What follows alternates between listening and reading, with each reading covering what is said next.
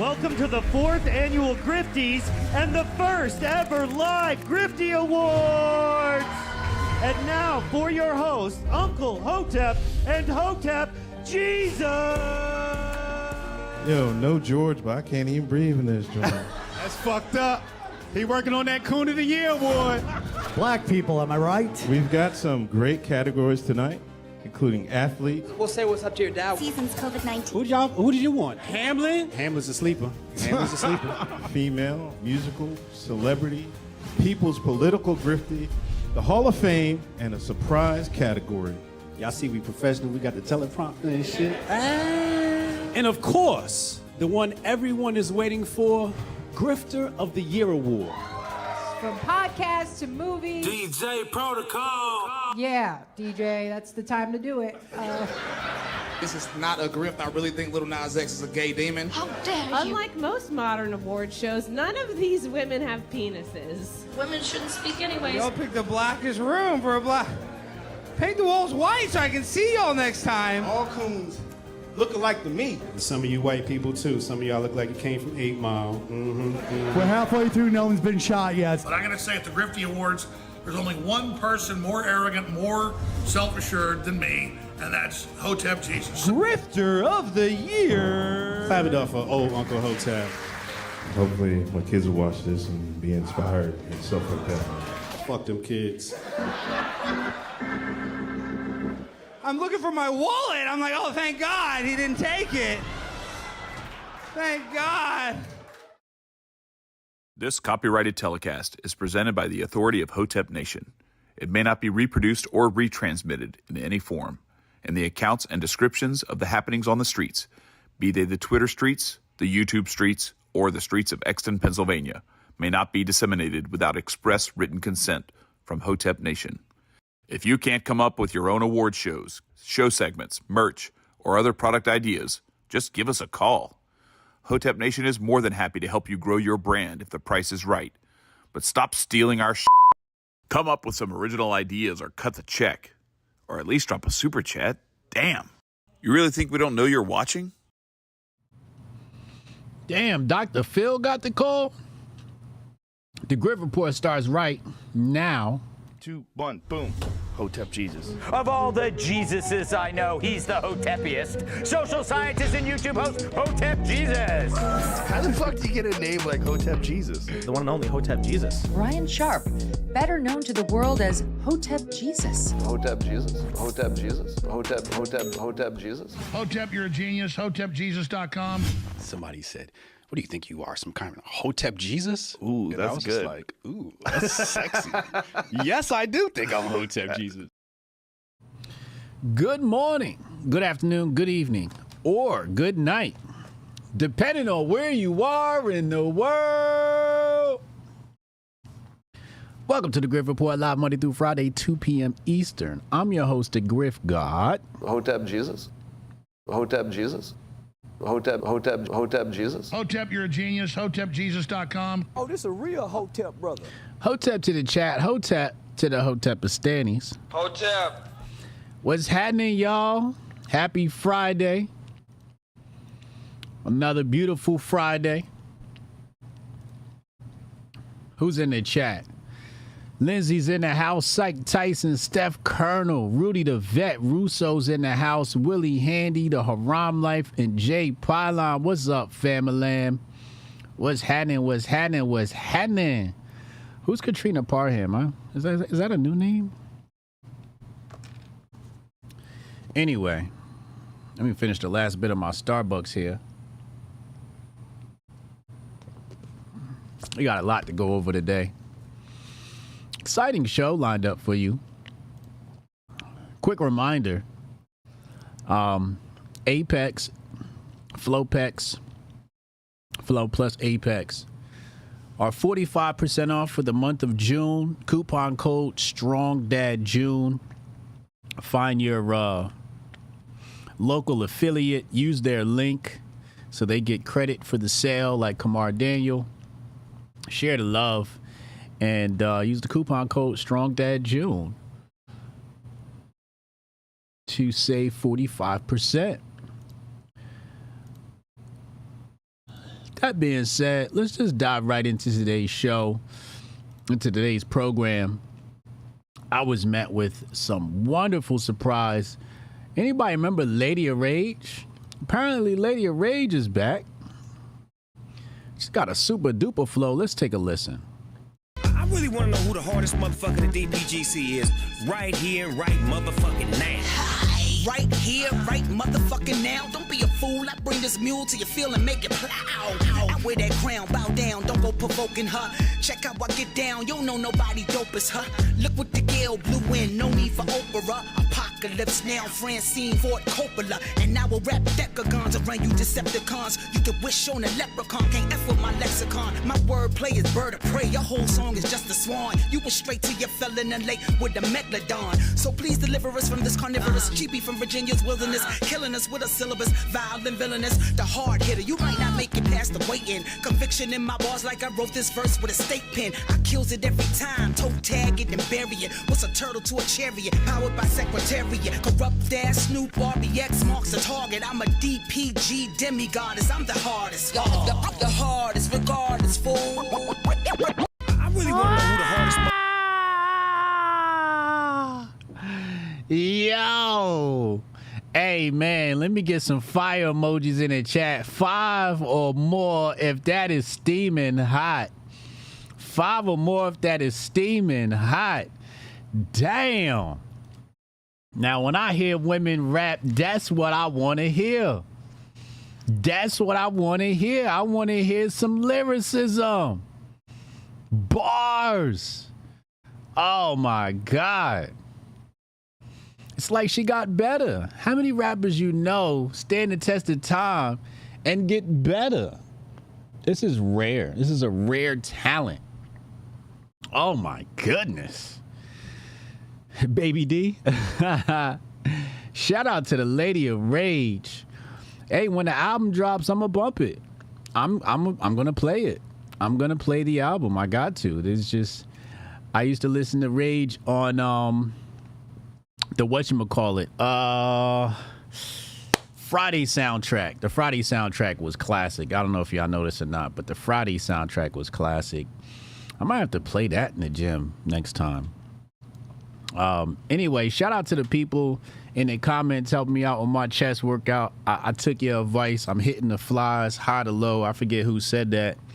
And hitting the bench. So it's all chest, no legs summer. Well, I'm hitting the legs daily. At least some part of the legs.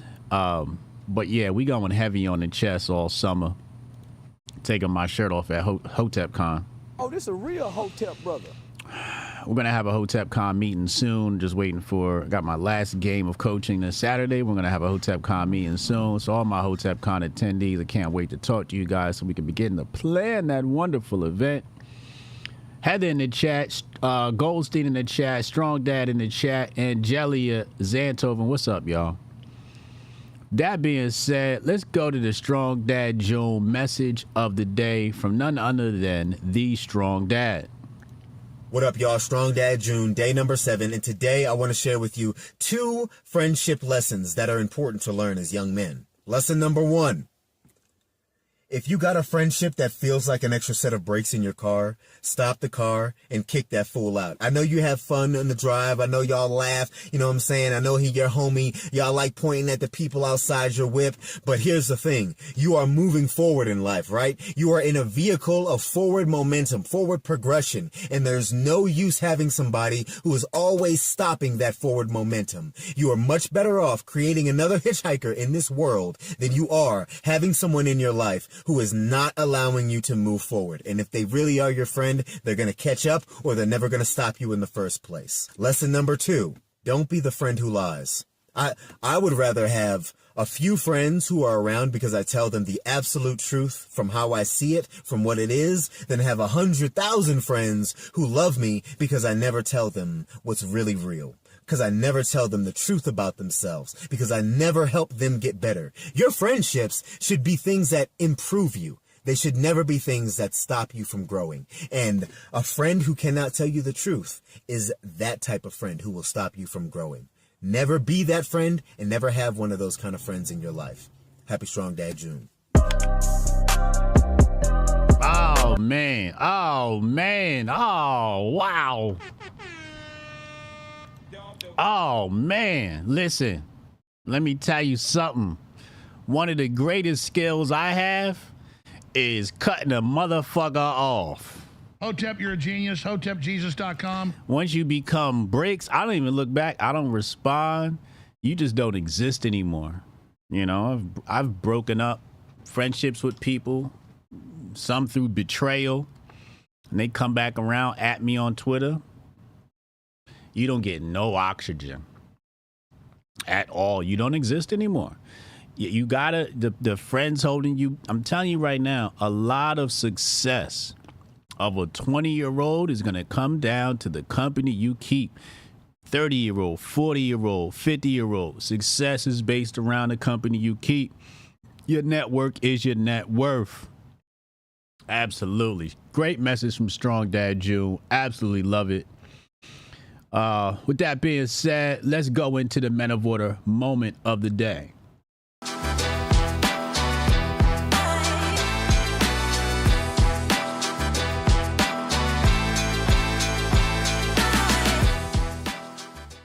Shout out to the producers of the show, Jason, and Jabari. Appreciate y'all. I want to just show you guys a little clip here. Some of you may have seen this. This is from last year, Pride Month, a.k.a. Strong Dad June. Was invited on to the Alex Stein podcast, Alex Stein show. Let's take a listen. You're sounding very homophobic. Why is that? Charleston was just saying that in the black community, that black men are elevated. Is that true? Charleston, you see, you lucky Charleston's a nice guy. But Charleston brought it up earlier. He said, yo, I came back and you got all the flags everywhere. Yeah, gay flags everywhere. Yeah, it's Gay Pride Month. It's my favorite month. I was offended and uncomfortable. Yeah, I felt violated. You better than Okay. Oh, here, Charleston. Here, who's a lighter? You want to burn the flag? No, we're not finna do that. You want to burn it, Charleston? No, you're not finna. No, you No, want no. to keep I the mean, channel. no. No, man. No, shit, no. They'll crucify you if What would they do if we burn it? Crucify you. Don't. Will I get canceled? It's Amazon on. It's Amazon. Don't worry about it. No, just let. Should I burn it though? Will that make you happier, Hotep? No, do not burn the flag. Why are you trying to burn the flag? Yeah, boy, we gonna go burn shit. They gonna shut everybody down. Okay, so what should we do? Should I jam it up my ass? You're sounding very homo. So anybody wants to know where this soundbite came from? Oh, this a real Hotep brother. It came from this episode. If you guys didn't catch this episode, go watch it. It's from last year. And I saw the flags. I saw the gay stuff everywhere. And I was as uncomfortable as Charleston. Why I imagine he was probably more uncomfortable because he was there at studio and I was remote. But, you know, Charleston plays a character. And the way the soundbite came around was he thought I was playing a character too because my name is Hotep Jesus. So he thought I was playing a character. And he was like, wait, this is a real Hotep brother. It's like, yeah. I can do the jokes and the laughing and the fun games and all of that. But that's why I draw the line. But shout out to Alex Stein. He performed at the Grifties. If you guys didn't see that, go watch the Grifties. Go stream it now. It's available on the Hotep Nation YouTube channel. Shout out to Alex Stein for presenting at our award show. But that's how you handle yourself. It's okay to say no, okay? You feel uncomfortable, speak up. You speak up, all right? I'm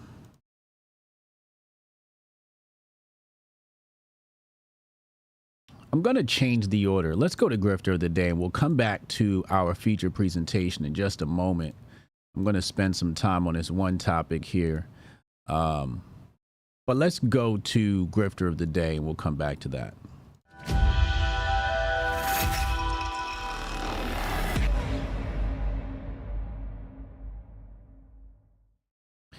Grifter of the Day, as you all know, is Dr. Phil. Chad, I gotta ask you. Let's put the poll up.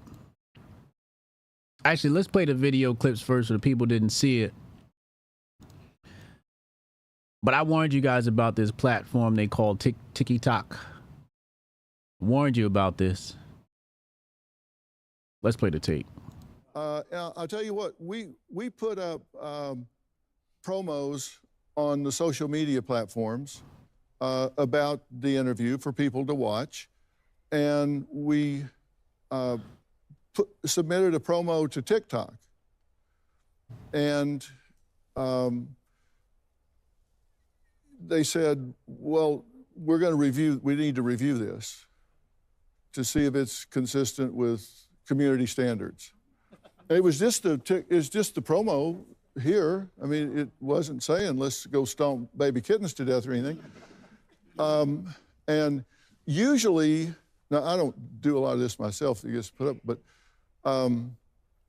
usually the review is like 10 seconds because they run it through like an algorithm or something and make sure it doesn't have something in it that shouldn't be there. And an hour later, which is usually like 2 seconds or 10 seconds, an hour later, the message came back rejected. They would not put it up. And which is really disturbing to me because it was just a news promo. It was just a news promo.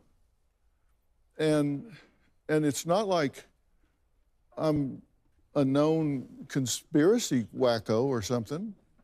And I've got 7 or 8 million followers there, so it's not like I'm an unknown person to them. But they wouldn't put it up because it had Trump in it. They didn't even know if it was pro or con. It had Trump in it, they wouldn't put it up. That's concerning to me.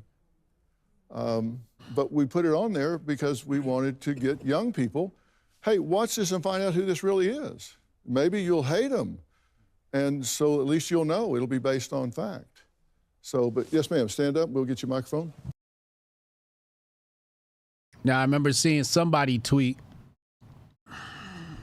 that TikTok was leaning right. And I'm like, in what world is TikTok leaning right? And as you can see here, he put the promo up and it got taken down by TikTok. I mean, most of these platforms have crazy leftists running their review programs, et cetera, et cetera. So who knows who's hanging out in Silicon Valley running the review program over here in the U.S. for TikTok. But it's a lot of censorship going on TikTok. I stopped using TikTok because they censored my account, basically got shadow banned, and I just left it alone. A bunch of my videos got taken down. They're completely harmless. But yeah, another reason why I don't fucks with TikTok. Now, one of the people in the audience chimed in. We got one of our malls. Put the mall on the screen. She has something to say about the Trump campaign. I was just thinking about when they ran the first time together, or the second time, and President Biden won. I have a lot of Republican friends and a lot of Democratic friends. I'm kind of neutral, but they talked about good versus evil. And I thought, well, we're not really in a Disney movie, so I don't understand. You may not like him, I get that, but now, 4 years later, the same people I know that have said these things say, I'm really upset with my 401k, I'm upset when I go to the grocery store, and they're all voting for Trump now. So it's, and on the TikTok thing, I do get on TikTok, and most of the people I have followed off and on, their TikToks have been taken down if they have anything about Trump. And I just think this is bias, and so that doesn't help his case at all. They just see one side. Yeah, does that bother you, that they're taking stuff down because it has that in there? What do you want to say? This is looking a little spooky. I'll explain why in a moment, but it's looking a little spooky. It's looking like Dr. Phil got the call. Let's take a look. It's safe to go MAGA. Let's take a look. Question was asked. I would vote for a convicted felon for president of the United States, 91% say yes, and then Keith and a few stragglers say no. So 91% of the people say yes, and I don't know if that's because they think that's kind of a bogus conviction or if they think it's a white-collar conviction or something. That's something we need to drill down more on, but 91% of the people say they would. We'll see. Most prisoners can't vote. Right. Well, and you can't vote from prison. But actually, a convicted felon can't vote in Florida unless they're under New York law, which is interesting. Then they can vote in Florida. So, yes, ma'am. Hi, Nova. So I was here Monday, and I stated that I was formerly a Democrat, now Republican, and I'm still undecided. Great interview. I think you did a wonderful job getting him to be a little more personable. I thought it was really funny how he took your stats and was really like, oh, you know, when you showed him the stats on everything, I was like, I wondered if you gave him a copy of that because he was so impressed with his numbers. But I am swayed. My mindset towards him since I saw the court, when y'all talked about the court hearing and all that, yes, I don't feel like that was fair for him. So, a black woman said she has defected from the Democratic Party. She's now a Republican. Somebody out there gonna call her a coon. I'm not. I love to see it. Although I'm not a Republican, but I love to see people make changes to their life and move closer to the center. But this was unthinkable in 2020. So let's go to the poll. Let's start the poll up. Did Dr. Phil get the call? Let's see what the chatters say. We threw the poll up in the chat. Shout out to my rumblers rumbling. Dizzle over there, Hotep Aurora. Said he should have retired when he made Cash Me Outside Girl famous. Not a bad idea. Looks like the chat is saying, yeah. Goldstein said the call is a real thing. The more I see people get it, the more concerned people should be about the Trump presidency. Oh, this a real Hotep. That's why I said it's spooky, because it's not like this stuff is happening organically. It's as if strings are being pulled to swing things to the right, and we've talked about that ad nauseum about this swing to the right and how it's manufactured and whatnot. And some people are celebrating, and I can understand why, because their side is winning now. But like Goldstein said, when you see that swing to the right and it's not exactly organic, you have to you got to begin to wonder what is in our future. Did Dr. Phil have an epiphany, or did he get the call? Chat right now, we're at 80% saying Dr. Phil got the call. I think Dr. Phil got the call. A lot of the evidence comes back to the audience. You got women, middle-aged women, stepping up and saying, we're taking a look at Trump on TV.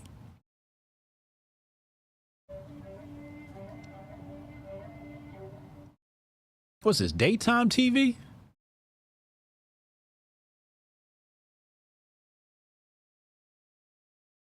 It's different. It's different. But I don't believe that.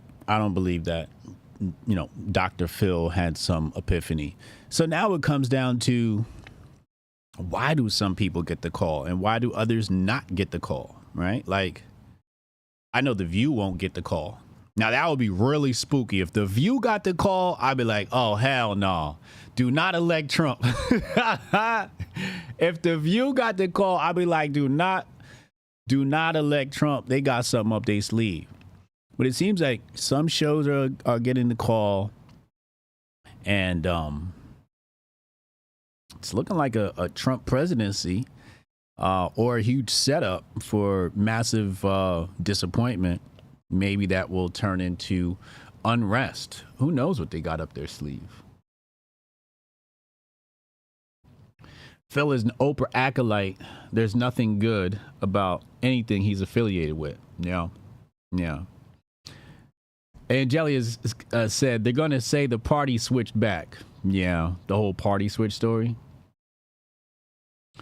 They grifting? Katrina thinks they're grifting. Katrina thinks they're grifting. They're seeing the way things move. And that's not a bad take. That's not a bad take because some people are starting to see that swing and they're like, yo, I want to be on the right side. You know, I want to be on the winning side. And they're bandwagoning to MAGA. So that's not a bad take. It's not a bad take. Either he got the call or he's grifting. It's one of the two. Know thyself says, more importantly, who's making the call to these people? Now, that is a really good question. Who is making that call? I mean, the only way to really answer that is to go into Bill Cooper's work, Behold the Pale Horse, and pull out, the Trilateral Commission and the Bilderberg Group and all of that, and the Crown and what's the other organization? Y'all know all the Bohemian Grove and all of that stuff. So maybe it's them, maybe it's the bankers, maybe it's the Jews.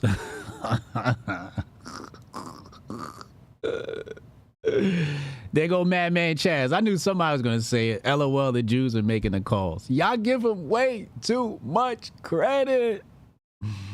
Way too much credit, man. Y'all got to stop that.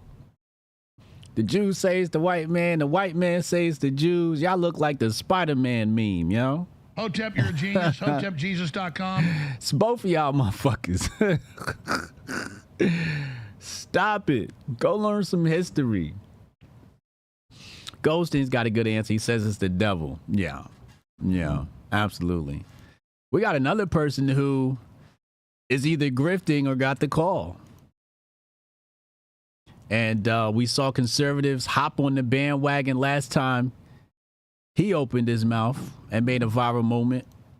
Here's Charlie Kirk says, Senator John Fetterman, I can't believe he's a senator, says he no longer identifies as a progressive. The situation has changed. Let's take a look. For the president in this situation seems to be more coming from very safe and blue, very kinds of places. Now in Pennsylvania, the border security is an important issue, and we do all believe that we should have a secure border. And I never thought it was unreasonable for any Democrat to want to make our border more secure. I want to ask you personally about your own sort of journey, as the kids say. Some progressives have criticized you for being a different senator than you suggested you would be when you were a candidate for Senate. What do you say to that? Well, I wasn't. I was very clear for saying that for years I'm not a progressive, and I just identified myself as just a regular Democrat. So it really wasn't any new news. Now, 8 years ago, I was a progressive, but the situation's changed, and I've been very clear that I didn't leave that label. That label left me, and I think it's much more important to be focusing on Donald Trump instead of, for the president. Why'd y'all cut the clip there? Why'd you cut the clip there? It didn't fit the narrative? Let him show his TDS. And where are the replies about his hoodie? Now watch how quickly those who defended the hoodie turn on him. They was defending the hoodie when the black man down in Baltimore had the hoodie on. It was all over him. We got one person here. Now can we get someone to get him some big boy pants and drop the Carhartt hoodies? Respectability politics. I hate to see it. Here we go. Here's another one. Next, he'll do something crazy like put on a shirt and tie. These people are ridiculous. So this is what we doing? The truth of the matter is the border situation is a crisis.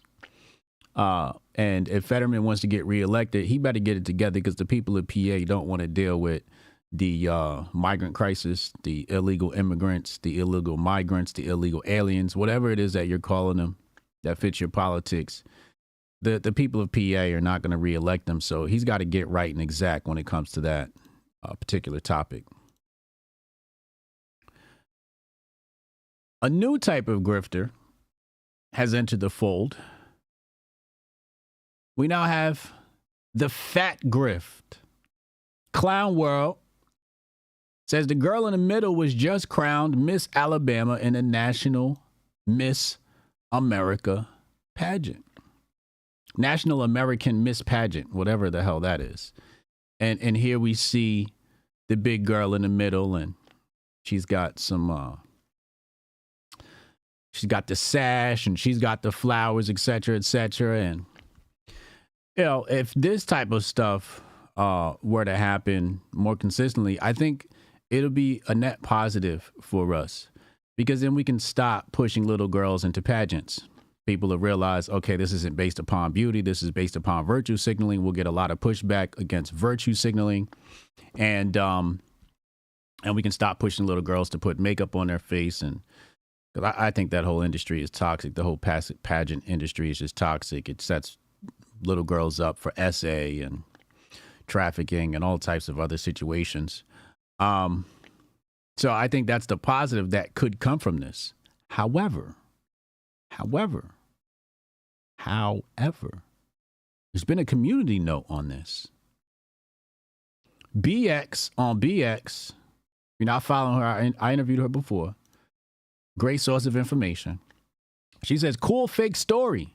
The actual Miss Alabama from the Miss America pageant is this real life Barbie doll here. The other one is from some knockoff body positivity pageant no one ever heard of.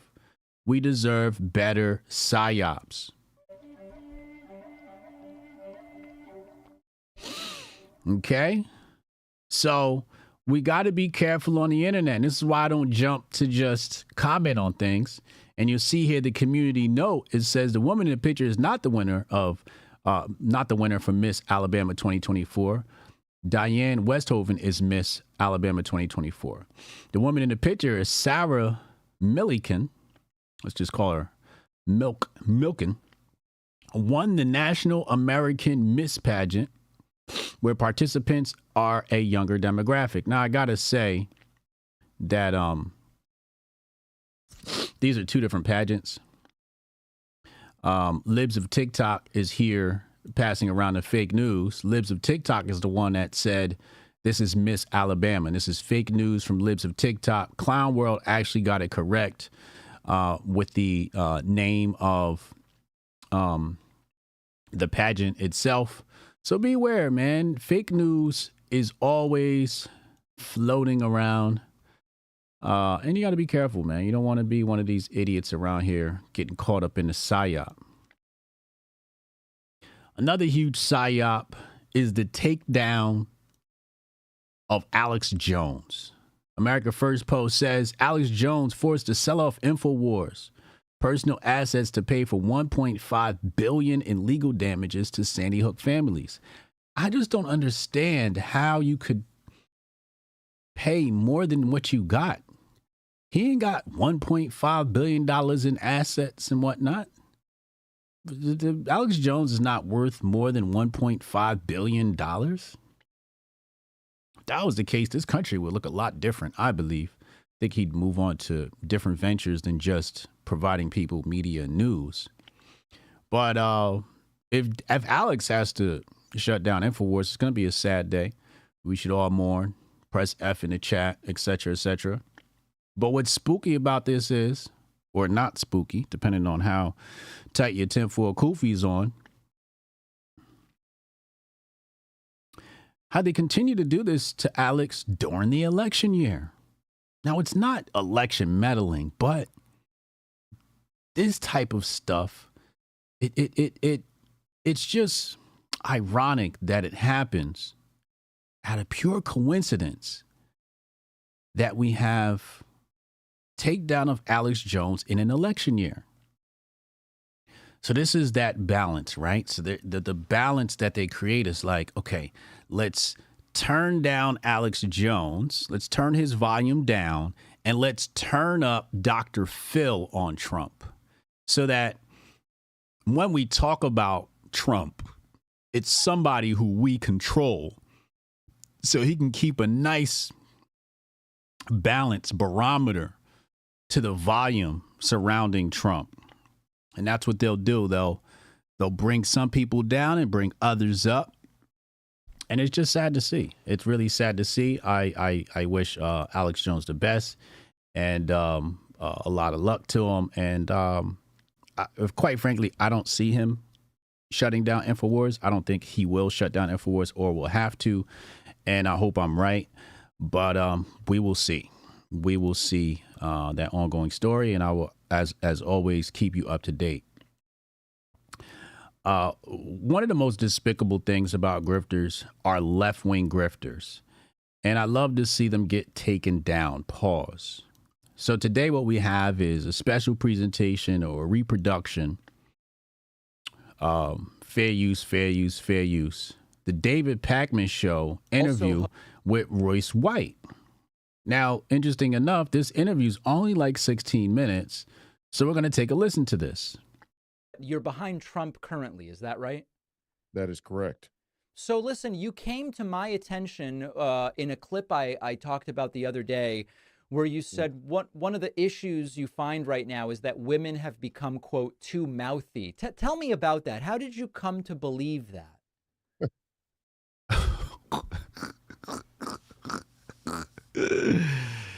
This is what the left does. This is what they do, right? We got a lot of important issues we need to talk about in the world. And what do? They're looking for a gotcha moment.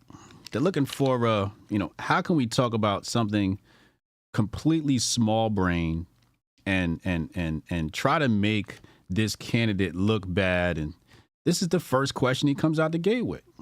Oh, let's try to paint him as a misogynist and ruin his chances of winning his election. That's the crux of what they're trying to do here. Let's go back. Well, first of all, I was being humorous. You were?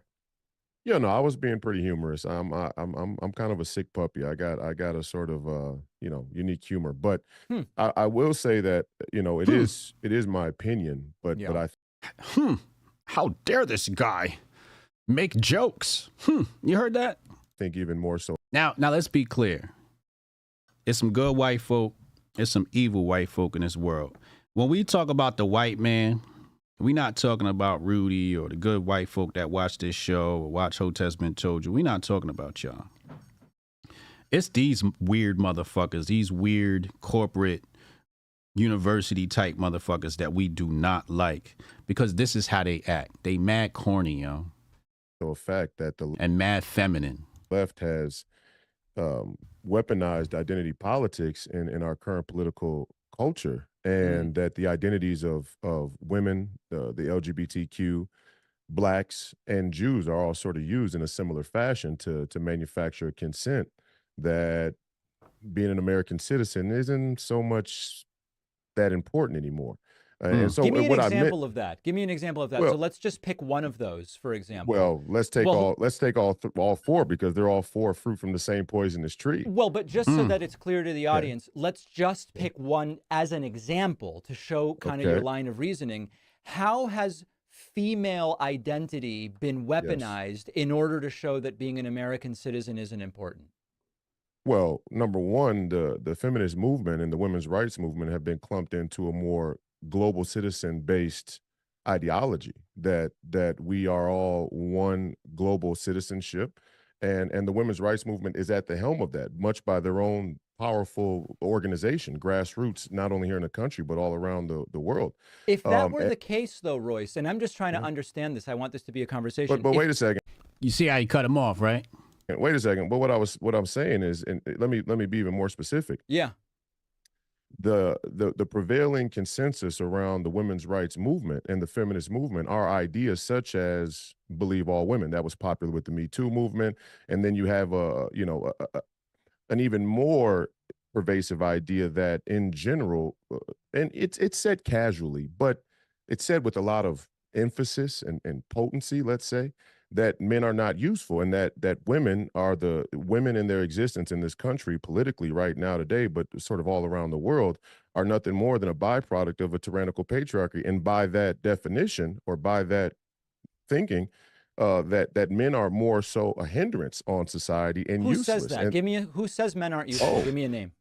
well, I mean, for one is Anna Navarro, self-described Republican centrist Anna Navarro. Anna Navarro says that men aren't useful? Anna Navarro sat right up there on The View with Joy Behar and Whoopi Goldberg and the rest of them, and she made a joke about men not being useful except for gay men because they're very good at gossip and accessorizing. But she said it right there on national we started this television. interview with you saying, oh, what you said about women being mouthy is a joke. You're conceding what Anna Navarro said is a joke. And so you're one example. Well, no, I don't hold think on it's a second, joke. Let me get the question. I don't know. I don't think Hold on it's a second, joke. Royce. Hold on. You No, just wait said a it's a second. joke. Let's You be just said clear. it's a joke. No, I didn't. I said what I said was said in humor, but it had a lot of validity to it. I don't think what Anna Navarro said was a joke, even though it was said in a joking setting. How do you know it wasn't a joke then? No, I said I don't think it's a joke. Okay.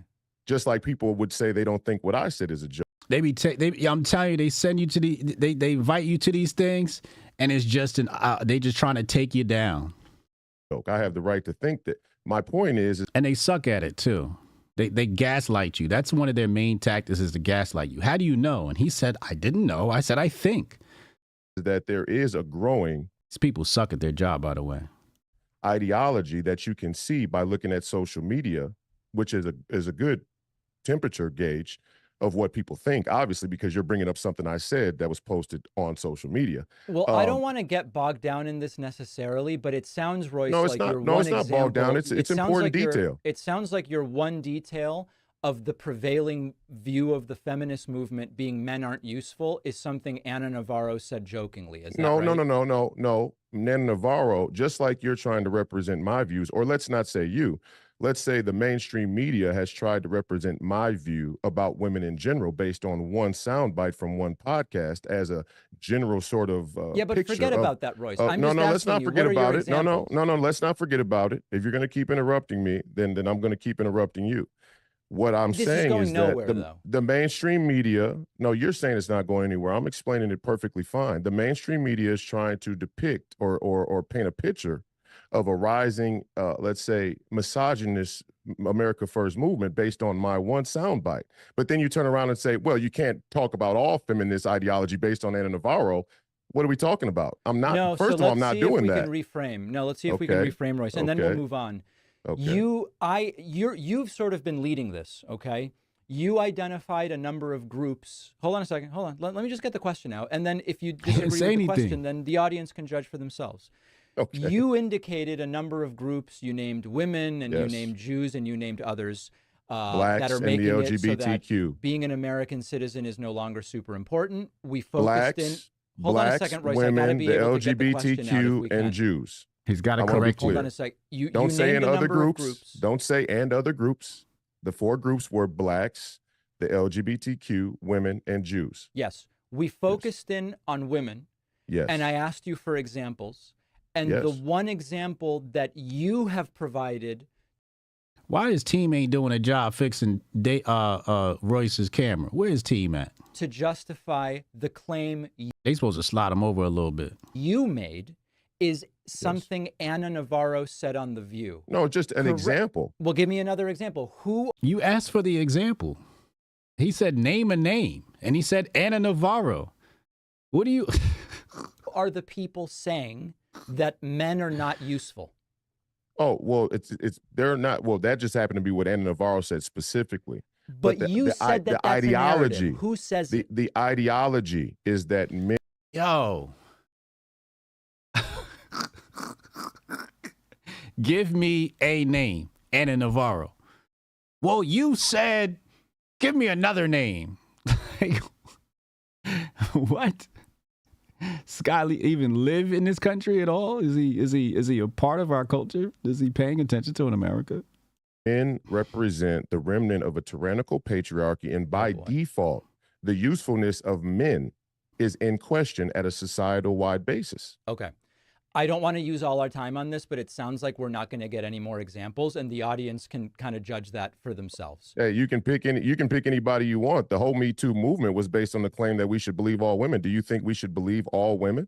Well, that we've already talked about. It's a completely different question, and it has to do with No, what it's is the not. responsibility of police to Wait a investigate second. if Wait a there's second. probable Wait a cause, and second. it has nothing whatever. Wait a second. whatever It's to not do a with the different question. usefulness of being It's an not a American different citizen. question at all. It certainly does, because there are fundamental rights of being an American citizen, one of which has always been the presumption of innocence, number one. So there is complete merit to bring it into question when we talk about American citizenship. Royce, But, you understand again, that when police investigate crimes, they investigate crimes, but that doesn't take away the presumption of innocence in a court of law. Like, this is basic legal stuff, Royce. No. It takes away the presumption of innocence in the court of public opinion. But this is crazy. It takes away the presumption of innocence in the court of public. This dude trying his best to take down Royce and just struggling, so he just resorts to ad homs. Public opinion, which now in today's world can be just as dangerous as the opinion in the court of law.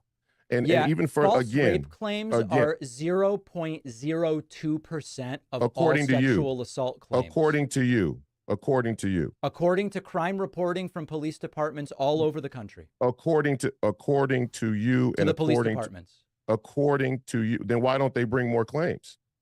Who? Why don't more make it to the courtroom?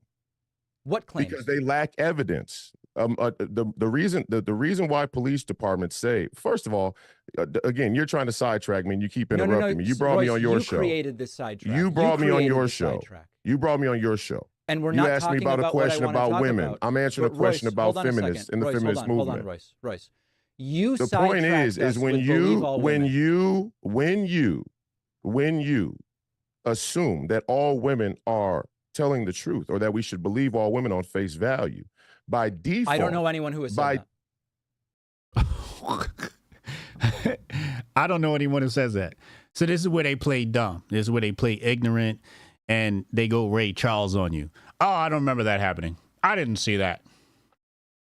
Sure, because you didn't want to see it. You closed your eyes when you saw it appear on your timeline, apparently.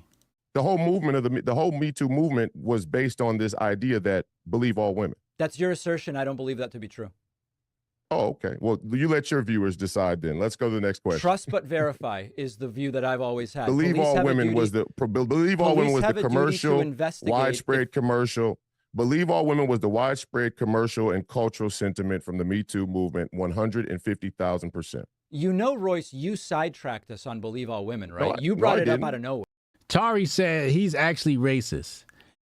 I didn't want to say that, but since you brought it up, when we talk about racism, it's not the hillbillies with the Confederate flag screaming nigga out they pickup truck.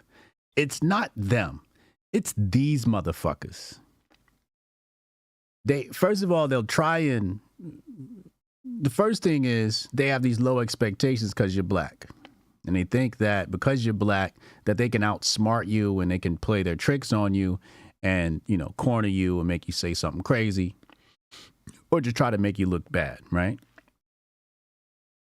But the racism comes in effectively on them trying to take you down. The fact that they even booked you for this interview with the intention. Now, this also crosses, based upon politics. Politics is like the left try to take you down, the right, you on their show, they try to take you down. So this is political. But if we're going to follow Tari's line of thinking, these are the type of racists I cannot stand. The believe all women idea is a part of the claim that women have become mouthy. Okay. Let me ask about a couple of other things. And I will say, in that vein. Yeah. When women are allowed to say things about men. Okay, David's controlling his own show. That's why he didn't fix the camera. All right. With no boundaries or no constraints whatsoever, and it's culturally accepted across American culture and across political culture. That is, in my opinion, more than a valid reason to be able to say, hey, women are getting out of control. And I do think radical feminists are getting out of control. I should have been more specific, but I get the thought I was point being that humorous. You think women are out of control. I got it. No. I said radical feminists are out of control. Be clear. And they are. That's why. See, he gaslit him again. He did say radical feminist. They're bringing their children to drag stripper shows. Let me ask about a couple of things. Do you think that's okay? Do you think it's okay to sexualize children at drag stripper shows? I don't think the children are being sexualized if they go to a drag show. No, I just don't think that that's the sexualization. You don't of think children. that you don't think children are being? Would it be okay for me as a grown adult male to take underage kids to a regular strip club? I don't think they're allowed. No. So why are they allowed to do it in Royce, but why aren't they allowed? Royce. Why aren't they allowed? Is it because of the alcohol or because of the sexualization? I don't know the laws around strip clubs. I couldn't. Here he go. This is what they good at. This is what these type of people are good at. They know when to play dumb. They just know. This is the game they play.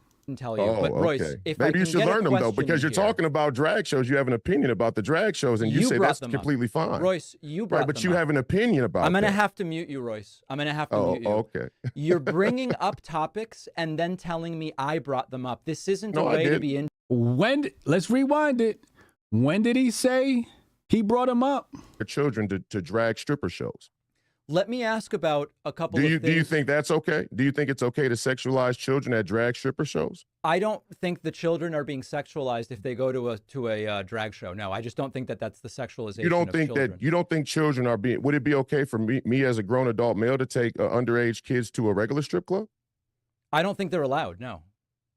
So why are they allowed to do it in? But why aren't they allowed? Royce. Why aren't they allowed? Is it because of the alcohol or because of the sexualization? I don't know the laws around strip clubs. I couldn't tell you. But Royce, if maybe you should learn them though, because you're here, talking about drag shows. You have an opinion about the drag shows, and you say that's completely fine. Royce, you brought but them you up. have an opinion about. I'm gonna have to mute you, Royce. I'm gonna have to mute you. Okay. You're bringing up topics and then telling me I brought them up. This isn't. Let's make a list. We're gonna have to go to the slides. We're gonna have to go to the slides really fast and just take some notes here on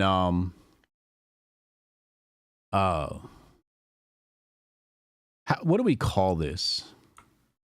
What do we call this? Media deception tactics. All right. We're gonna go back to the video in a second. I just want to take some notes here. So one of the ones we noticed was play ignorant. And the one we just saw just now was gaslighting. These are two. I just want to take notes here just in case we need this for future reference. Way to be interviewed as a serious I didn't say person. that. I didn't say you brought it up. I said you had an opinion about it. You told me I brought up believe all women and that I brought up drag shows. No, I. What? Davey, you know we could rewind, right? Hold on. Character assassination. Let's add that one.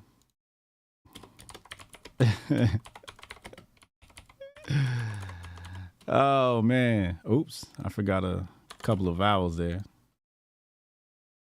You brought those issues No, up. I You did not just say said that. They'll be able to watch it back and see They for will. themselves how They it will. went. Let's I leave it for I people didn't to say watch you brought back. it up. I Royce. brought it up. I'm going to bring up every topic I want to bring up. Oh, so you you white are liberals are admitting you not going to brought it tell you. Yeah, I brought up the feminist movement and I brought up the drag stripper shows as an Can example. we continue the interview? For sure. Okay. Yeah. You brought up strip clubs. It was Right. recently revealed you spent campaign donations at a strip club. Is that true? They go to, I just wrote it down. Character assassination. Just wrote it down.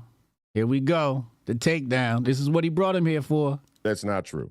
Okay. It's been sourced very well by the Daily Beast. Where'd they get this information? Oh, the Daily Beast.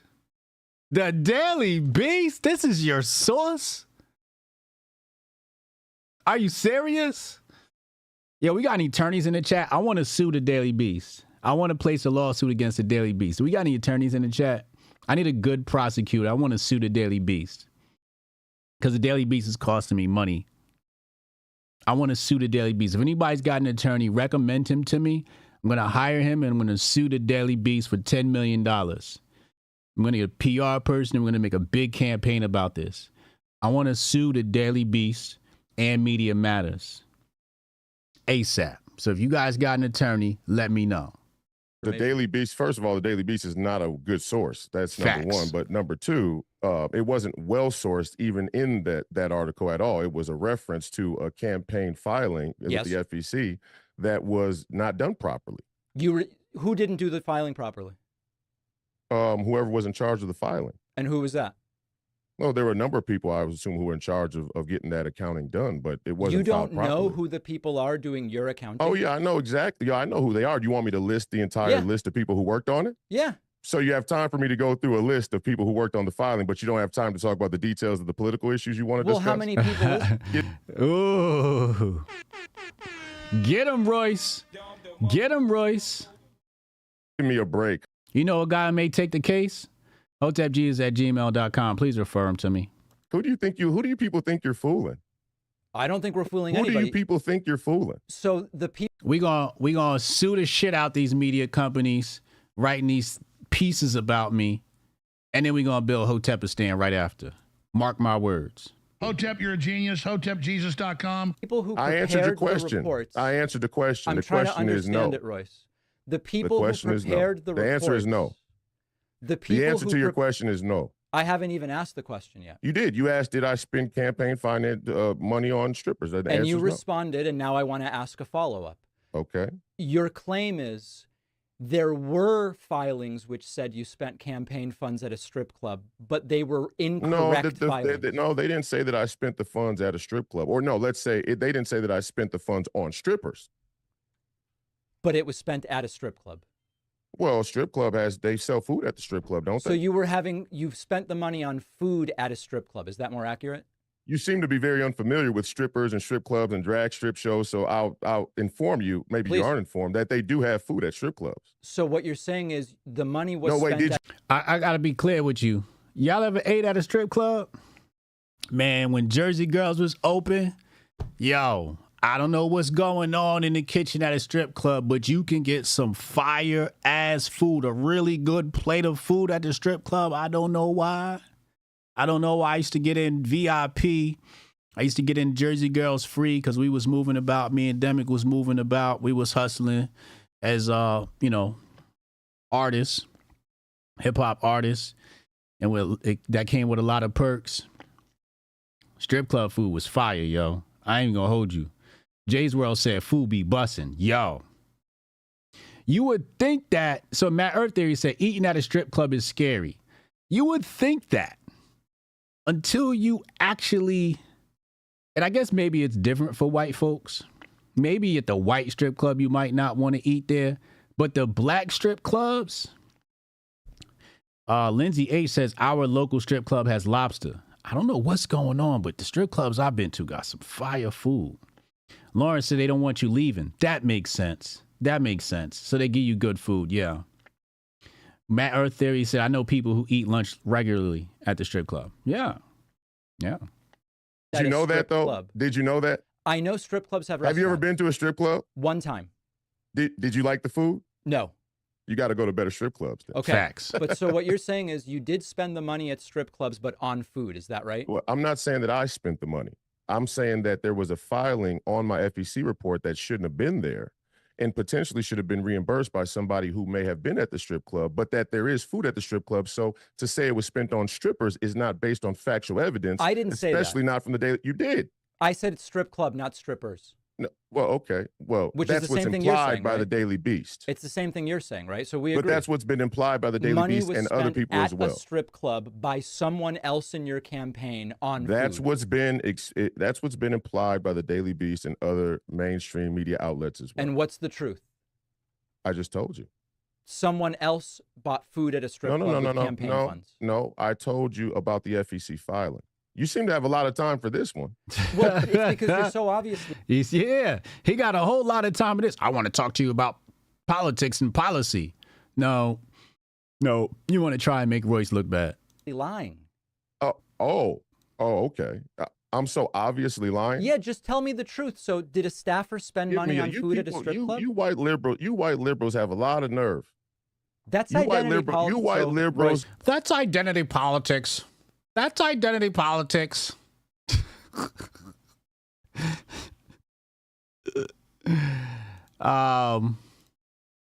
Number 4, refer to political glossary. I'm gonna have to tighten number 4 up, but they just start throwing terms out at you. Oh, this is political. I guess that's more like putting you in a box, right? So what do you call that? Classification of some sort? Categorization? Right?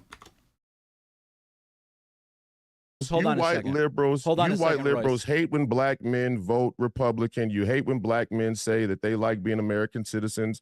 You hate when black men say that we want to have a border. You hate when black men say stop sending our money to the Ukraine. And you go to the WWE politics to try and defend your latent racism. That's what it is. Hold on a second, Royce. Aren't you against identity politics? Absolutely. So what are you talking about white liberals for, especially when what do you I'm mean? a Hispanic Jewish immigrant from Argentina? Ah, shit.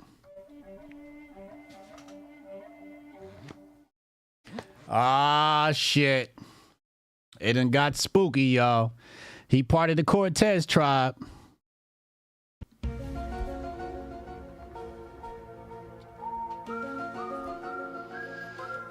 Don't y'all act up in the chat. Do not act up in the chat. It's gonna be some community service for y'all. Yeah, right, but you have a white liberal ideology. That's what's funny about it. Oh, that's something different. All right, Royce, listen, when you start hurling stuff around like that, you do. We do have to end the interview. You have a post-World Oh, now we got to end the interview? World War II democratic liberal order, white liberal ideology. All right. The man who denounces identity politics is playing identity politics. No, I'm not. Royce, I really appreciate you being on today. Your latent right? racism is obvious. Make sure you post the interview. Don't be a coward. And feel free to have me back on anytime so we can talk in detail where you don't cut me off. I like this kind of stuff. You people don't. I can assure you. You people hope that every black Republican or black America First that shows up is going to kowtow and sort of, curl up and run into the corner when you cut people off. That doesn't bother me.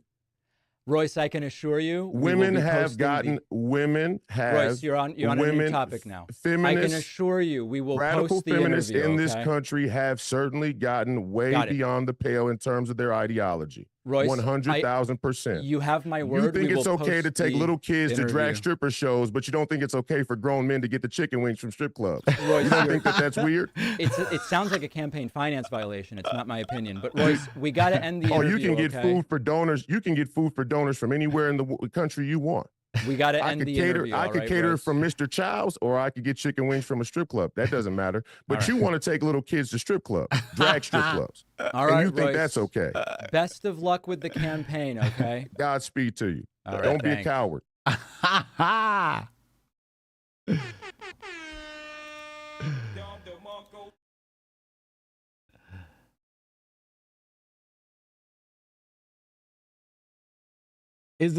Is the stream okay? All right. It looked like the stream went out for a second there.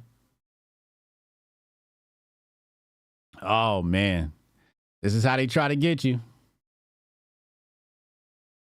This is how they try to get you. You see the takedown, the attempted takedown? Royce White, Senator of Minnesota. Let's make sure we go out and support. If you're in Minnesota, this is your guy. Make sure you go vote for him. The white liberals hate him, which is indicative of the fact that he's very effective. As Royce White continues to make strides and great content, I'm going to continue to support and play it on the show. Shout out to Royce White. Last segment, Super Dap of the day. It's time to go big brain. Time to go galaxy brain.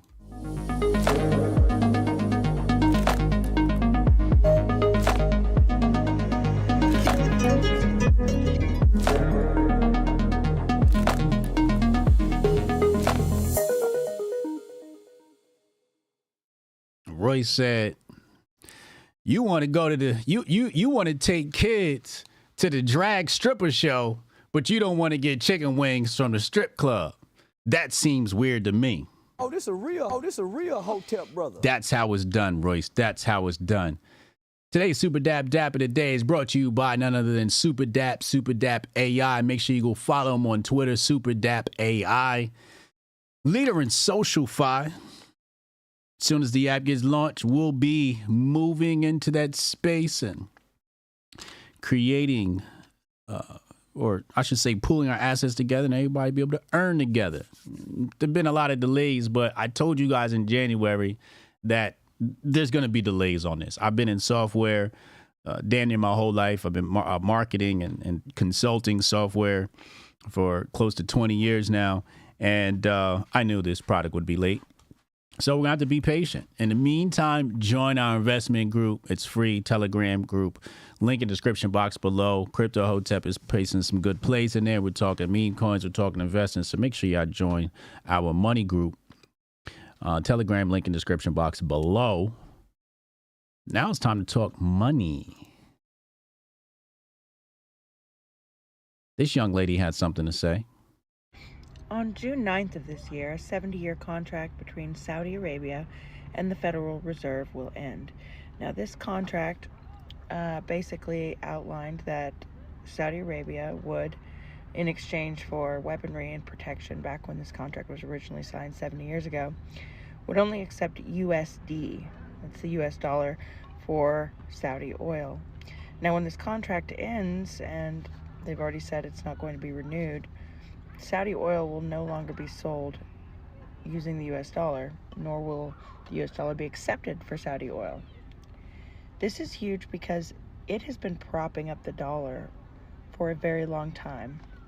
And when this ends, we could see a huge change in the stability of USD. I mean, I'm all for it. Let it burn. They're calling it a Black Swan event. I've never been more excited for a thing in my life. So there's a few stories surrounding this. One of them is Citibank. Apparently,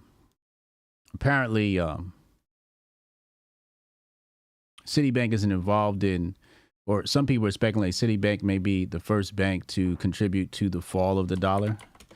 But I did see this story today, and as we get this news on Saudi Arabia, we get this story. Let's make sure you guys can see this.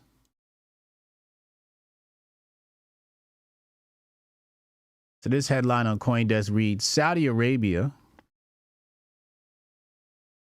joins the Bank of International Settlement CBDC project Enbridge as a full participant. Says the Saudi Central Bank joins the central banks of China, Thailand, Hong Kong, and United Arab Emirates in the project. So there could be some sort of BRICS coin project that is coming about and facilitated by the Bank of International Settlements. So a lot of interesting things are going to happen on the USD front. I've told you guys about this in the past, about USD and where the USD is going. And you're going to need some tragedy before you take the dollar digital. They take over the stable coins and we get a de facto CBDC without calling it a CBDC. So that's part of my prediction. Still working through it as new news comes about. But it is what it is. Let's go ahead, head to the phone lines. Text Hotep your name at 202-596-5631. Text Hotep your name at 202-596-5631. And I'll be right back after this short, brief commercial break. Welcome to the 4th annual Grifties and the first ever live Grifty Awards. And now for your hosts, Uncle Hotep and Hotep Jesus. Yo, no George, but I can't even breathe in this joint. That's fucked up. He working on that Coon of the Year award. Black people, am I right? We've got some great categories tonight, including athletes. We'll say what's up to your dad. Seasons COVID-19. Who did you want? Hamlin? Hamlin's a sleeper. Hamlin's a sleeper. Female, musical, celebrity, people's political grifty, the Hall of Fame, and a surprise category. Y'all see we professional. We got the teleprompter and shit. And of course, the one everyone is waiting for, Grifter of the Year award. from podcasts to movies. DJ Protocol. Yeah, DJ, that's the time to do it. This is not a grift. I really think Lil Nas X is a gay demon. How dare you? Unlike most modern award shows, none of these women have penises. Women shouldn't speak anyways. Y'all picked the blackest room for a black. Paint the walls white so I can see y'all next time. All coons looking like to me. Some of you white people too. Some of y'all look like you came from 8 Mile. We're halfway through. No one's been shot yet. But I'm going to say at the Grifty Awards, there's only one person more arrogant, more self-assured than me, and that's Hotep Jesus. Grifter of the Year. Clap it up for old Uncle Hotep. Hopefully my kids will watch this and be inspired and stuff like that. Fuck them kids.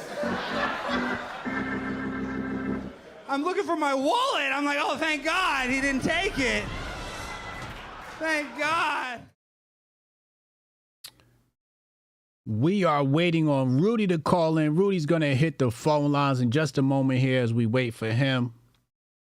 In the meantime, let's get caught up on what's happening in the world. The hell?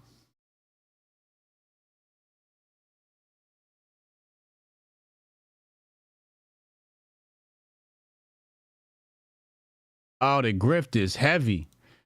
AOC saw, you see the cosign, said he got diamond hands.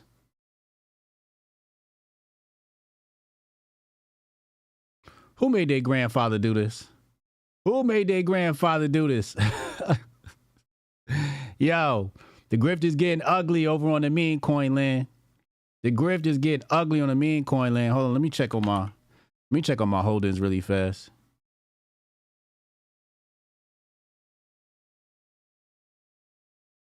Yeah, Rudy.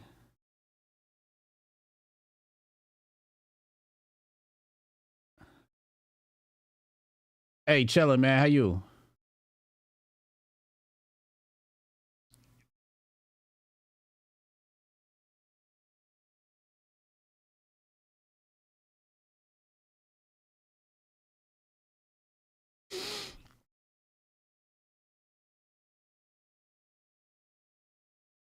So you've seen this guy before?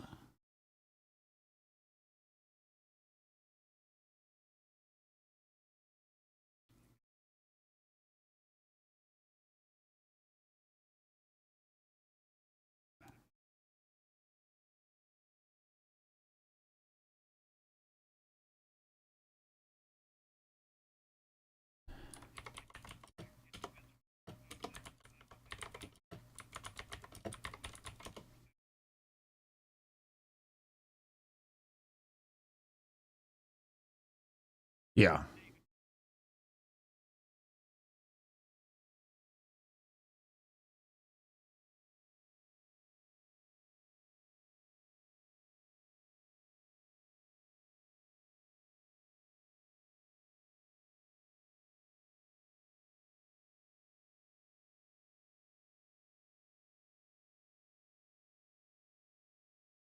Yeah, brother. Oh, shit. I had you muted the whole time. You got to start Oh, over. are you shitting me, man? My bad. Oh, man, here we go, man. I was checking my meme coin portfolio. I'm sorry. It's all good, brother. It's all good. First, you never have to. If a white dude's watching the Hoteps, you never got to throw the caveat when you're smashing David Pakman type whites. We understand that we're not them, dude. Yeah. They're not us, man. Okay. Second of all, that dude has the most punchable face of any him and the Krasenstein brothers, dude. Like Pakman and the Krasenstein brothers. If I'm ever walking in the airport, man, I'm just gonna fire off on it. Yeah, you can't say that. And I can say it, and I will do it, and I'll take the charge. I'll wear it. If I ever saw the Pac-Man or the Krasensteins, I would rock off. And then John Elway. Listen, I'm sorry, John Elway. I know you're an NFL great, but I'm a Raiders fan. I'd have to rock off on John Elway too, man. John Elway not safe? Yeah. Yeah, I mean, I'd have to rock off on John Elway, dude. I'm sorry, man. Just because I'm a Raiders fan, and he's got to get it, dude. He beat us one too many times. He's got to get it, man. You know, I might have a rumble with John Elway. The Krasensteins or Pac-Man, man, it's going to be hilarious, dude. Hopefully, someone's got the camera out and the shit can go viral. Dog, they like, man, that dude, he has the most punchable, strong. That's the white cave dwelling goat fucker that I don't. You gotta. That's the one, dude. He's the son of Yakub, dude. That's him. That's him right there. That's the son of Yakub. You see his little douchey ass haircut and his man. I'm an Argentinian Jew. No, you're not, dude. You're a white boy from somewhere in America. You're a piece of shit. You're a division sower. You're that's the woke left. Oh, this a real. That's the woke left. That's the woke left right there. Yep. And then Piers Morgan will bring him on, and bring on Benny Johnson, and have the woke left and woke right fight. And like I said about Benny Johnson when we were muted, I don't have as a visceral response, but Benny Johnson is the woke right that needs to be punched in the face, man. Yeah. You know what I'm saying? Yeah. They all need to get. Everyone needs to get punched. If you ain't been punched in the face, you can't talk to me, man. You know what I'm saying? And I'm not some super brawler. I'm not a trained fighter. But I mean, dude, if you in your life haven't stood as a man and got punched in the face once or twice, dude, you shouldn't be you shouldn't be able to talk to the masses. And David Pakman's never been punched in the face. The Krasenstein's never been punched in the face. Benny Johnson's never been punched in the face. But if I catch any one of you fuckers in an airport, it's like that for you. Hotep and Build, Rudy the Vet out, man. Rudy the Vet out. Damn. You know who's been punched in the face before? A few times. And that's not even including the Fight Club. When Fight Club dropped in the movie theaters, I started a Fight Club the next day. Me and my homeboy, it was Monday. We came from school. We went to Sears. Remember Sears? Didn't they go out of business? We went to Sears. Sears was the shit. You get anything at Sears. Sears was like a high-class flea market. Damn, I just realized that. Hotep, you're a genius. HotepJesus.com. Sears was like a classy flea market. You get tires and your oil changed. And Sears was... Anyway, so we went to Sears, and I bought some boxing gloves. And we started Fight Club in my what's the name. One time I got so scared. I never wanted to hit somebody ever again. Me and my homeboy, we had him on. It was just me and him, and we was sparring. And I caught that nigga. Boom. And his legs buckled. I ain't never seen nothing like this a day in my life. His legs buckled. And the first thing I thought was, oh shit, I'm going to jail. My mama gonna kill me. I was like, yo, you all right? You all right? I was helping this nigga and shit. This is my boy. Like, shout out to Ant. And, you know, I caught him and man, I was like, you want some water? You want some water? I came back outside. I was like, yo, I never wanted to touch nobody ever again, yo. That shit was scary. I was like, yo, I think I just dazed. Now, looking back, I realized I just dazed him. I've had my nose broken. I've gotten jumped. I mean, that's what happened back then. You ain't had cell phones. You was outside. You know what I mean? You was outside. So Rudy's right. Like, if you ain't never had your ass whooped, you know. Carlos said he got professional photos. You could get photos at Sears. Appliances. Chris Ford said anything and everything at Sears. Was Sears like the first Walmart? They just didn't have the essential section, I don't think. If they had the essential section, I don't think we see a Walmart like we see it today. You get new schools, a washer and dryer at Sears, and a TV. A computer, a cell phone, a pager, depending on what year it was, you can get a beeper. Remember beepers? Y'all don't remember beepers. I had 2 beepers. I had one, I was out there stunting like crazy. I had one that was actually on. My dad used to keep that shit on me so he can keep tabs on me. Then I had another one my pops gave me. It didn't have no service. I was just wearing that shit. And that one was It was like the next level beeper. You had the beeper where when you hold it with the skinny side facing you, it had the screen. You got those. Then it was the ones that came out, and it was on the flat side, the big flat surface side. And so that was the bigger pages. I used to rock 2 pages, man. When electronics was, niggas just do crazy shit. Electronics became like a fashion symbol, a thing of status. Sears had hair salons. Yup. Hearing aids. Melissa said she used to get her eyes checked there. They had the eye doctor there. Yeah, Sears was the shit. Oh, yes. They had a tool section. I forgot about that. Yo, they had a nice tool section. That is true. Their tool section was elite. That's true. You get your workout equipment. That's the sports section, because they had the sports section. That's where I got the boxing gloves from. Carlos says Sears literally had everything. That's funny as hell. Word. Alberto said my mom wouldn't let me have a beeper. She told me that I wasn't a drug dealer, so I didn't need it. I mean, the drug dealers, that's what they had. That is true. You would look like a drug dealer. My dad is a tech guy, so like he's always gonna have the latest tech. You know what I mean? So we had the latest tech at all times. We had a TV in the car before the TVs was in the car. Before, you know what I mean? Before that was popping, he had TVs installed in the car. Yeah. We was about to hook the PlayStation up to that shit.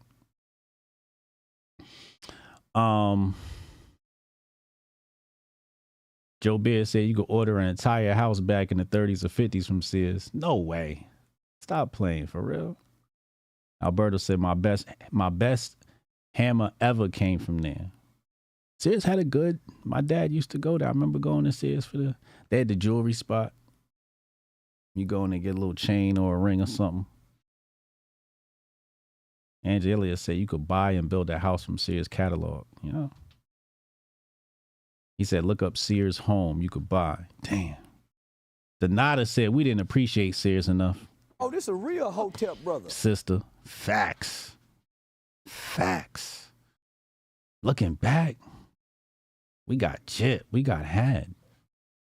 Jay's World said, didn't Sears have layaway? I don't know. It's a good question. We wasn't broke, so I wouldn't know.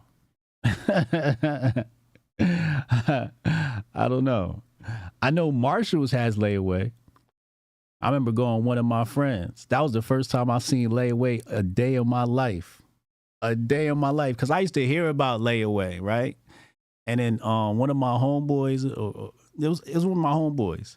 And this is into my adulthood now. This is the first time I seen a layaway. I probably went with my aunt. Now, my aunt used to pick up layaway clothes from Marshall's. Marshall's had the layaway plan. I don't remember Sears having the layaway plan, but I remember walking into Marshall's and my homeboy was like, hold up, I gotta go in here. We was about to go out or something. He like, I gotta go in here. I'm like, for what? He's like, I get these sneakers off layaway. I'm like, yo, niggas really use that shit? That's crazy. Kelson, donations for the pot. Even though clip of Royce and the soy boy triggered me. Oh, this a real Hotep brother. Shout out to Kelson. Single-handedly helping us meet our goal from 0 to hero. Shout out to Kelson. Appreciate you, bro. Appreciate you. We lived off a Kmart layaway. Yeah, Kmart had layaway. Yeah, Kmart definitely had layaway. Lawrence said layaway was the shit. I want to go to the store and put something on layaway now. You know, thinking back, like that's probably more economical. Like it probably makes sense to sometimes break up the payments on things you buy.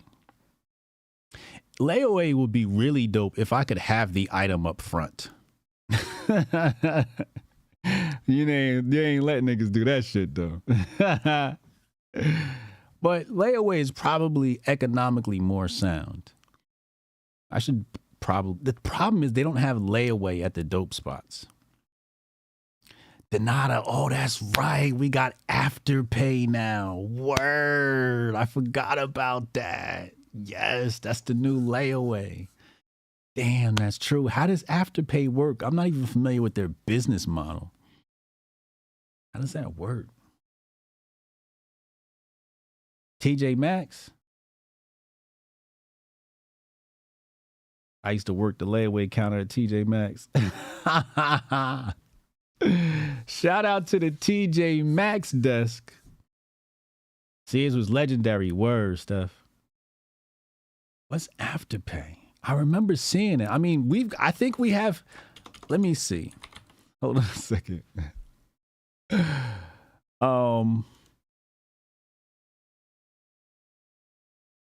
You see we got the moon branding up there. Shout out to Alex. We got the moon branding up there. I think we're gonna change the name of the product to Luna. But we already got the moon in. We got 1,000 pieces of that. And we got 1,000 pieces of the Apex. So like, all right, let's go here.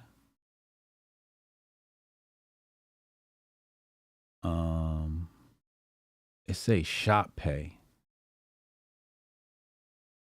Oh, okay. This is Shop Pay. I remember seeing Afterpay somewhere. Where did I see Afterpay at? Buy now, pay later with Afterpay. Do you get the item up front? Shop thousands of brands. Get everything you need now. Pay over time. No fees when you pay on time. Interesting. That means they got a bag. Because you got to have some reserves if you're a company like this. You're basically a creditor, right? Who runs Afterpay?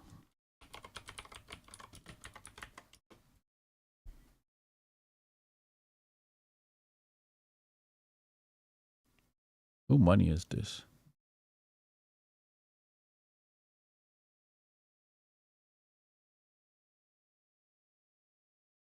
Australian financial technology company, best known for its buy now, pay later service, BNPL. Operates in Australia, United Kingdom, Canada, United States, and New Zealand. Founded in 2014 by Nick Molnar. Why do I know his name? Maybe it's like attached to this company.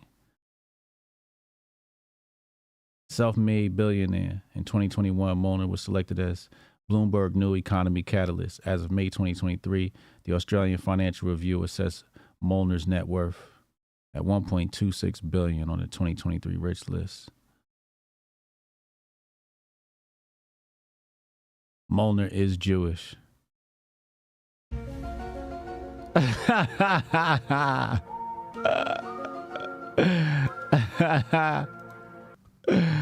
Don't y'all start in the chat. You're going to be doing community service, man. You're going to be doing community service. So 2014 allowed customers to purchase up to $1,000 in 4 payments. Yeah, I remember that. Late charges would accrue.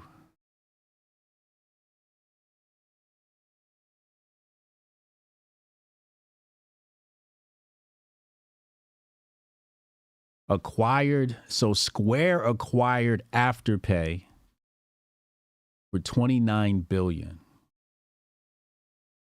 $39 billion adjusted in 2022.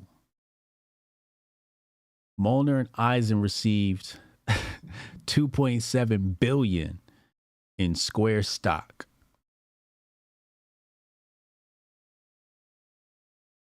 For their Afterpay shares. And post-settlement, they jointly led Afterpay's merchant and consumer businesses inside Square. Okay. Interesante. Jay's World said, I'm not going to say who runs Afterpay, but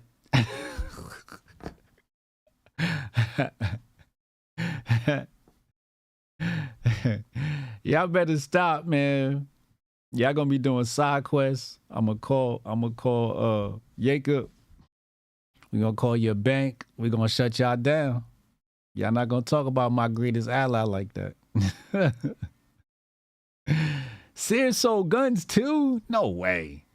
I don't remember that. Well, I'm in Jersey, so I definitely wouldn't remember that. Lauren said they were accepting Afterpay in brick and mortar shops now too. Really? So you can go shopping like regular and set up a payment plan and walk out with the merchandise. Wow. Wow. After the next financial crash, they will ban buy now, pay later as predatory lending. Oh, this a real Hotep brother. Damn, Angelia. Shit. Kofi on tight. Jabari said, don't hate, participate. Oh, this a real Hotep brother. Exactly. Hey, Kelson, I appreciate you, bro. That's love right there. That's love.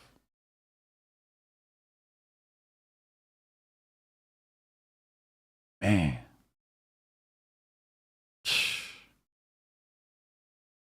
Predatory lending. It's going to be part of that banking consolidation I've been telling y'all about. This might be in there. You might be right.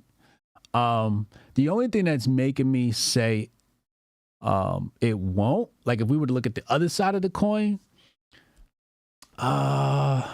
if Block go down, Cash App go down. So I want to believe that Jack's a bigger Jack. I trust Jack more as a founder and CEO of a company than a lot of these other guys out here. Jack has some sort of moral compass. And I told people before, I was like, yo, do not denigrate Jack. Leave Jack alone, because I already know what happened to Jack. Jack woke up one day and his place was infiltrated with agents, and there was nothing he could do about it. I was like, there's nothing you can do about that. You just have agents just slide in, killing job interviews and just at your company, just running it. You look up one day like, wait, hold up. All y'all niggas is agents? When you get a company that big, you know how much security, like you need all types. You need cyber security, physical security. You need all types of security, psychological security. You need financial, legal. You need legal security. You need a lot of security. And I was telling people, man, like, nah, don't be mad at Jack. Don't be mad at Jack. Jack doing his best. He doing his best. He doing the best he can. And there's a lot of pressure. A lot of the pressure came. I know he lost his mind when Black Lives Matter popped off. When Black Lives Matter popped off and they sent them blue-haired liberals down there to basically harass. He basically got harassed down to Twitter, and then they formed that board. Remember that board of trust and safety that they created? And I think now it's sort of dissolved and evolved since Elon took over, but they had like all the rainbow groups on there, right? And I used to tell people like, yo, y'all don't see what's going on? And they got all the rainbow groups on there. So they formed this whole council, and it was like 30 companies or some shit like that. GLAAD was on there, right? GLAAD. Hold on. These niggas. They was on there. Let me see if I can find it.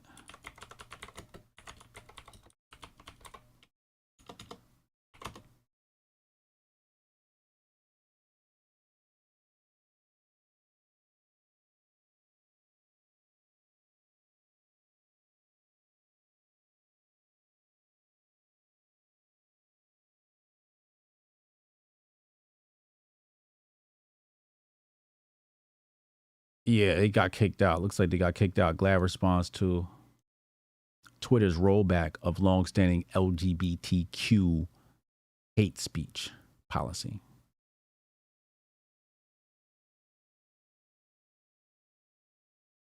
Here's that board. I want to see.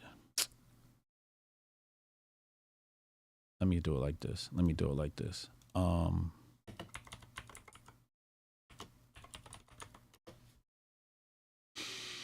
Wow.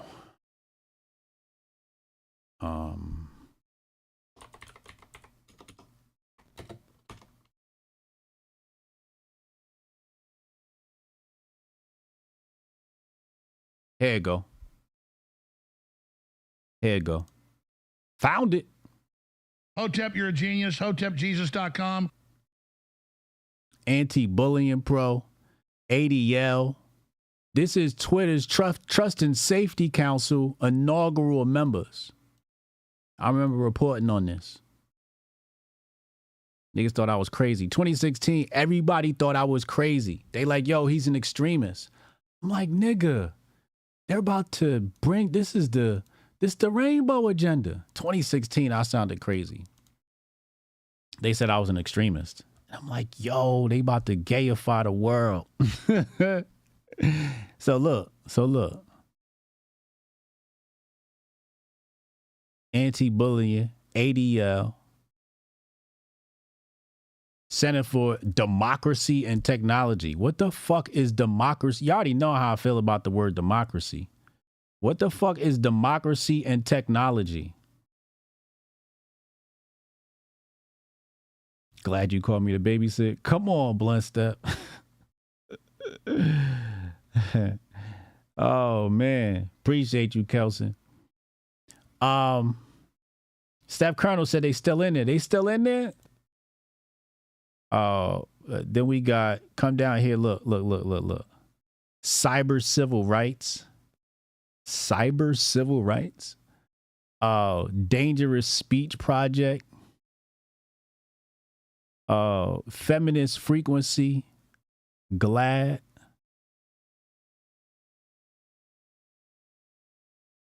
Love 146. I ain't want to click on that. That shit sound like a porno tape. Hotep, you're a genius. HotepJesus.com. Love 146. What the fuck? I'm not even going to click. I don't want that in my cookies. Pause. So,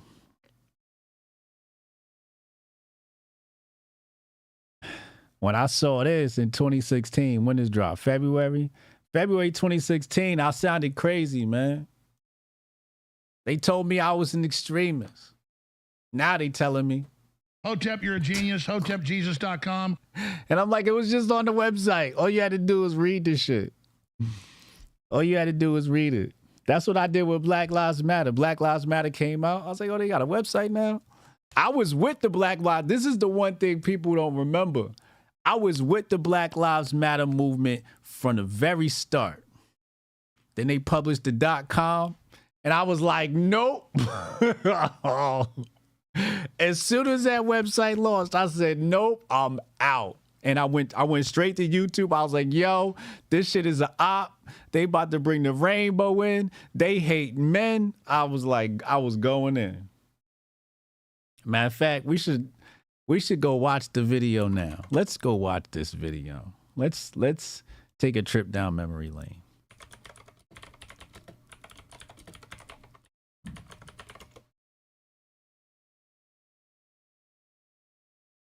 What the fuck is this? How the demise of Black Lives Matter relates to Bud Light and Target with Hotep Jesus. What the fuck? With Megyn Kelly, that's what we talked about? This was a year ago. Damn, Meg, let me get some love. Let me come back on the show and talk to your peoples. All right, hold on. Let me make the thing better. Here you go. Rated M for mature. What's up, y'all? Ali Shakur, Third Eye Jedi, a.k.a. Hannibal, and I'm back. I know y'all been wondering, like, yo, where this nigga Ali Shakur go? And, Listen, this was Orlando? Fort Lauderdale? I was on vacation. When I seen this shit. 20,000 views. I was on vacation when I seen this shit. Because I haven't been back dropping gems on the YouTube like I used to, and that's because the podcast is here. Hannibal is at thegate.com. That's the old podcast. Now let me just say I have no problem with gays, but this thing is being derailed.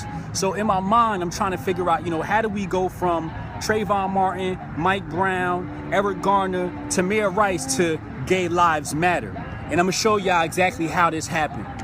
And I was first tipped off by this. I was editing videos and shit. Because, you know, of course we have, you know, these people that are gay in the movement. And I noticed that every time I tweet, I'm attacked by gay people and feminists. So I'm starting to investigate, like, how did this... I'm getting attacked by gays online. I'm like, how come every time I say something, it's gay people I mention mad at me? And I'm not even saying nothing crazy. I'm just like, yo, we need some more black capitalism. We need to get this money. No, you are the patriarchy. Like, flooded my mentions. And I'm like, what is this shit? This shit was crazy. Come about. So I said, you know, let's start with Black Lives Matter. So I went to the Black Lives Matter about page, and as you can see right here, it's downplaying the real black movement. It says it goes beyond narrow nationalism. Now, when they say narrow nationalism, they're downplaying how important it is for us to have our own nation. Woo! This is 9 years ago. I'm sounding on point. I haven't listened to this shit in forever. This is July 10th, 2015. Okay, you see it on the screen right there, hotepjesus.com. Let's see how this aged. And that's the number one priority is for us to have our own nation. And it says it can be prevalent. Shout out to the Hotepistanis. Hotep. Alhamdulillah. Shout out to my Hotepistanis. So far it's Asian well. And that's the number one priority is for us to have our own nation. And it says it can be prevalent within the black communities where merely call on black people to love black, live black, and buy black. So it says merely? It's saying merely when associated. Wow, I caught the same thing as I did back then.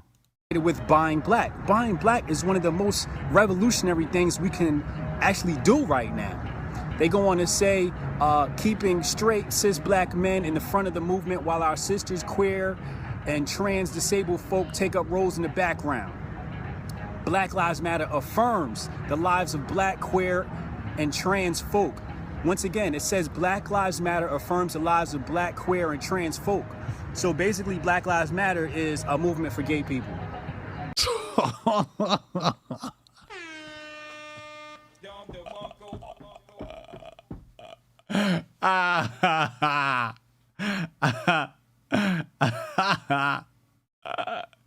Could you imagine my shock when I seen this? Could you imagine my shock? Now, yesterday I was tipped off to something else. I'm damn, it's more? The girl Bree Newsom, who Uh-oh. Wait, I want to go back to this. What did this say? It says keeping straight cis men in the front of the movement while our sisters, queer and trans and disabled folk take up roles in the background or not at all.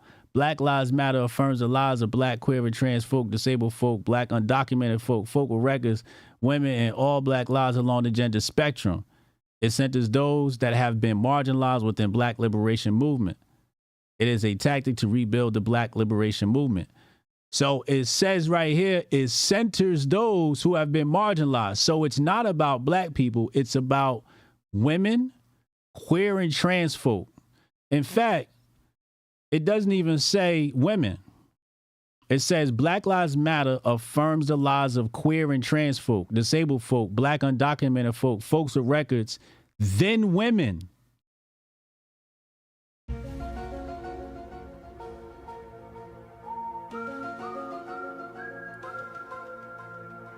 Undocumented. You see that?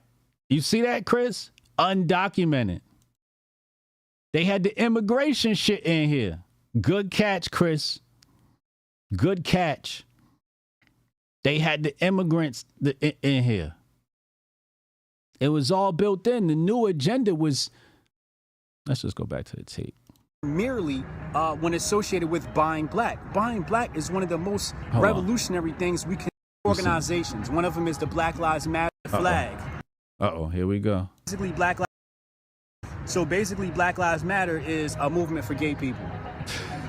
Now, yesterday I was tipped off to something else. I'm the girl Bree Newsom, who took down their flag. who I believe is the goddamn agent. I don't have much proof, but what I'm gonna do is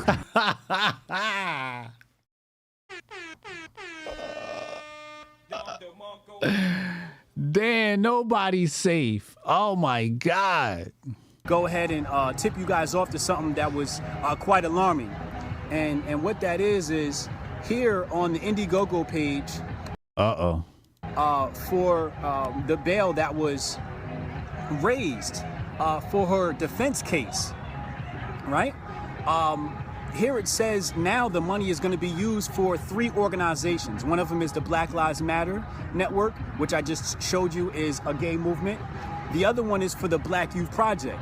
Now, if we look at the Black Youth Project members page to sign up, the second check mark, it says here they are committed to building a black politic in a black, queer, feminist, womanist, positive space. So once again, this is another movement for the upliftment of gay people. So another nigga.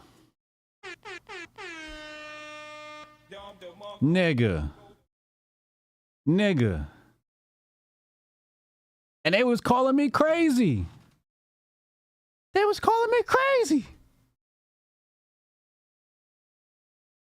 Wow. One here, they said. He said it sounded like a young nigga. Ferguson Action is another company or organization that they're looking to give money to that needs funding. So I know Ferguson is a place where my dude King D. Seals was, on the front lines. He was there before anybody was there. He was hugging Mike Brown's mother. So I know this is a credible source. So I hit him up on Twitter. I said, yo, what's the skinny on his Ferguson Action people? And he responds to me, says, those them frauds, the LGBT disguised as us. They mean us no good.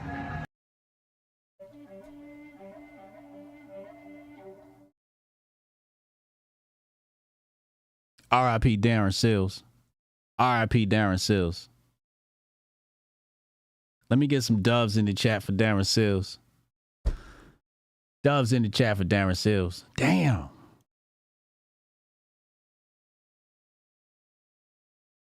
Jay's World said, if they calling you crazy, take it as a compliment. Man, listen.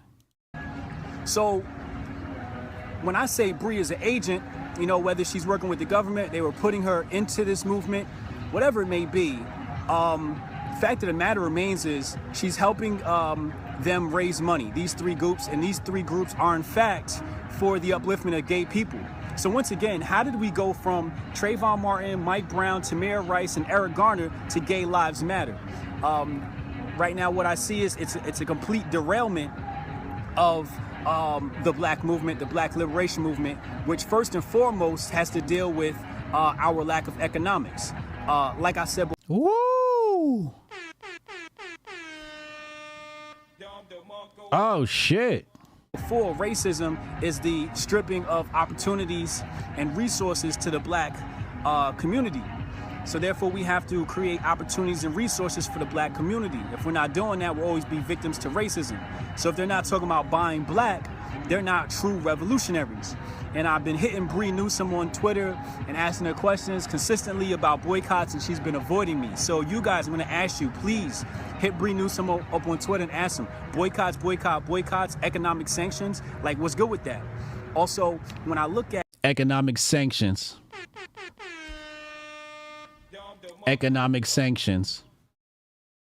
that's the shit I was talking about. That's big dog talk right there. That's big dog talk right there. He said Marxist playbook. Absolutely. Absolutely. But it's the same thing as economic sanctions. What does America do when they have problems with the country? They cut them off. They put a tax on it. What did Trump do to China? Put a tax on it. Tariff. We got to put a tariff. If we are a nation of people and you aren't doing right by us, we got to place a tariff. Got to place a tariff. That's genius. I love that I said that. At other examples, I see the Spanish community, whenever they have problems with Donald Trump, they talked about boycotts. When we looked at the Muslim community, when they have problems, they discuss boycotts. United threatened with boycott after Muslim woman was banned from flying with a can of Coke in case you use it as a weapon. What? So I want to know, at what point do we start discussing boycotts? When does that become a priority within our movement? I think it is quite imperative that we talk about these things. But I want to let y'all know right now that Black Lives Matter movement has been co-opted. It's not for the upliftment of all black people. It is for the upliftment of the gay people. There's a gay agenda that is associated with population control and eugenics, which has been in the works for a very long time when you look at the works of Cress Wilson, Dr. Cress Wilson, and the works of Dr. Neely Fuller. So it behooves you to not participate in the Black Lives Matter movement. That is not for us, it is against us, it is for gay, queer people. Right now, the joke is Hotep Lives Matter, because every time we present some evidence that provides critical thought, they call it Hotep. So I'm gonna go and embrace that because that's our ancestors' word for peace. So damn, this is the moment I said Hotep would come about.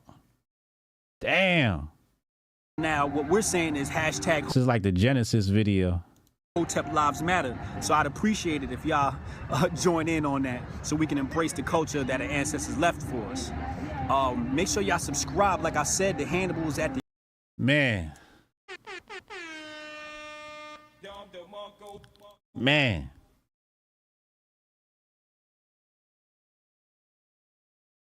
Clairvoyant. Yeah, I just be trying to pay attention, man. I just be trying to pay attention, or not pay attention, depending on what mind I want to access. You want to access the higher mind, you want to not pay attention. And then when you're not, you want to pay attention. Be completely and totally present. Did y'all see this clip from Chelsea Handler about 50? Just want to clear the air. I said this viral clip with Chelsea Handler on 50 Cent supporting Trump is old, circa 2022, circa 2020. I've seen a lot of people using it, and I just wanted to clear the air. I don't like that grift. So it originally came from Tariq Nasheed. Let's see what he said. White comedian Chelsea Handler, who has a whole career of racist jokes, said she had to remind her ex 50 Cent that he was black because of his support of Trump. And she is offering him one more round of interracial sex so he can get his mind right. And if you come down, you'll see the date right there, October 24th, 2020. So people are literally jacking an old video and running with it.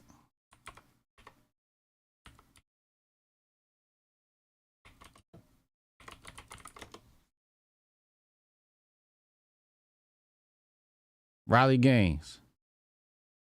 Grifter. Hotep, you're a genius. HotepJesus.com. Grifter.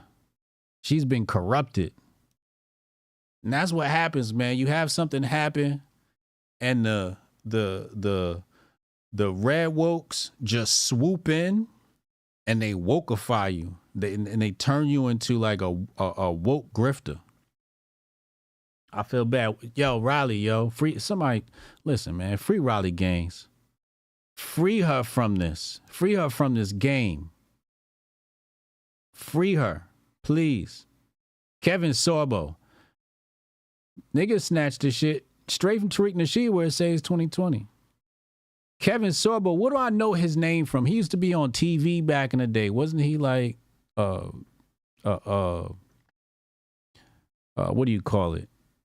A Power Ranger or some shit like that? Chrissy Mayer. You know Chrissy going griff. They got Chrissy. Somebody, man, free Chrissy. I be trying to free Chrissy, man. I be trying to free Chrissy. Chrissy dedicated to the grift, though. I respect it, though. I respect her grift. Melissa Reeves said, I'm only here because some white dude told me HJ was anti-Semitic.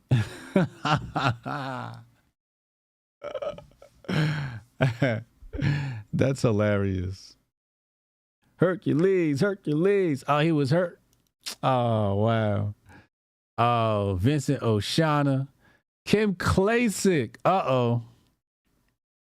She says this is racist. Democrats have not changed. Call from Murphy's Law. Ghosting. What up? What up, bro? Hey. Fucking Hercules tried to steal Strong Dad June yesterday. What do you mean? Kevin Sorbo. How? What do you mean? How? He talking about for the next 10 days leading up to Father's Day, I want everybody to highlight how fathers are the shit and yada, yada, yada.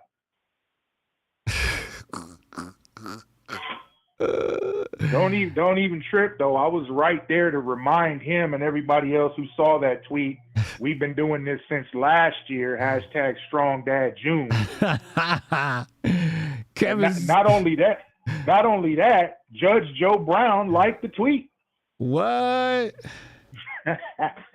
Oh shit. Goldstein's power is growing. Oh man. Oh, where is this? I'm looking for it. Kevin. Go to his shit and type 10 days. It should pop up. All right. Oh, here you go. Fathers matter. Fathers matter. I don't know about you, but I'm sick of seeing men dressed as women marching in pride parades on my social media feed. So for the next 10 days leading up to Father's Day, can y'all see this? Okay, good. I'm going to post what I believe to be the top 10 bare essentials of fatherhood. So basically, he took Strong Dad whole swag. I pray you will do the same and help amplify the message that strong fathers are important, appreciated, and essential to a prosperous nation. Let's cover up the Pride Month across social media and show that fathers matter. Well, that's the thing. See, his first mistake was being divisive with it. Saying, "Oh, because of." Nah, it's not because of them. We doing this shit.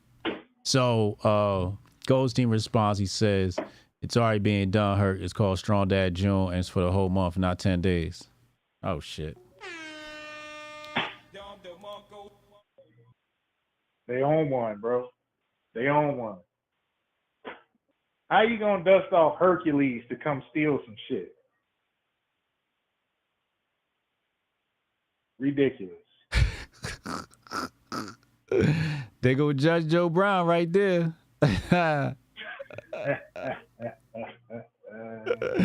There you go, right there. Oh shit. I had to show the people. Seeing is believing. Bruh. Let me go ahead and give Judge Joe Brown a follow. See what he got going on. My timeline needs some new shit anyway. Hey. See how Dr. Phil got the call, right? Yo, you see that, right? Right. He got the call, right? Now, he got the call. That's for damn sure. Okay. Because that nigga's a shill for real. He does what the fuck he's told. He got put on by Oprah. He been on because of Oprah, which means that he is her motherfucking minion. And we all know how Oprah rock. Mm-hmm. Mm-hmm. She's the one who got Obama elected. So it's one of them things. Now she working for Trump. The call is the call. But listen, if you thought that shit was spooky, and if you think this whole movement towards Trump and the right is spooky, I sent you a DM. Nigga, that should sum it up right there.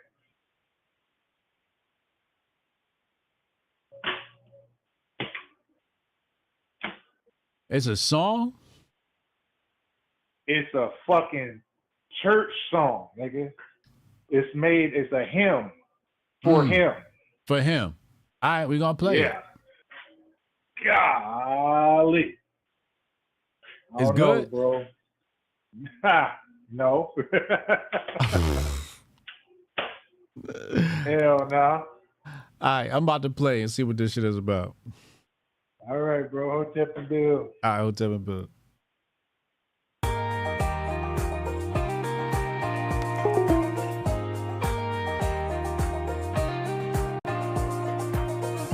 I'm not saying he's something divine. He gets in trouble bigly time after time. He's controversial, but one thing is true.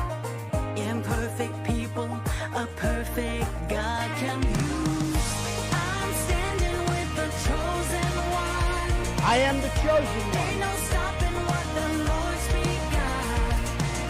He's only human like you and me, just a chosen one. Somebody had to do it.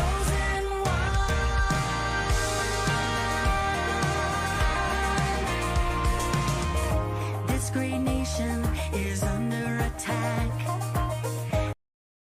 She said, "Great nation." We should have played bingo with this shit. It's MAGA music. We should have played music. I mean, we should have played bingo. And it's real. Oh, shit. And its real leader has arrows in his back. So many greet him with a Judas kiss. But God gave us a warrior for such a time as this. I'm standing with the chosen one. Ain't no stopping what the Lord's begun. He's only human like you and me, just a chosen one. The chosen one.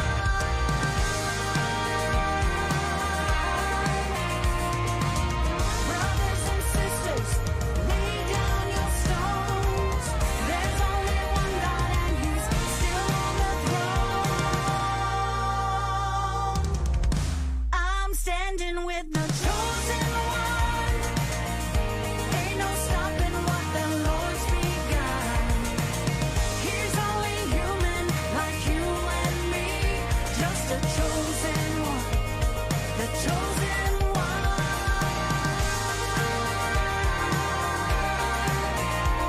He stands for me. He stands for you. He stands for freedom. He stands for truth. Trump is the chosen one. Yo, that's my shit. This my shit.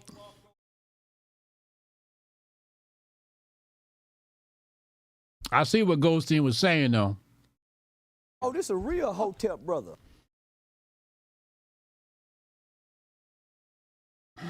The chosen one? That's some nasty work. Chris B said 80s sitcom music feel. Is that what that was? That's my shit. Fire emojis in the chat. Let me get y'all music rating on that. 5 if it's a banger. 1 if it's not. I tell you, what up? Welcome. You're late. Have a seat. Strong Dad said this gay. Come on, fam. Nala said, nah, that ain't it, HJ. Son, that shit is a hit. Yeah, I gotta have an ear, man.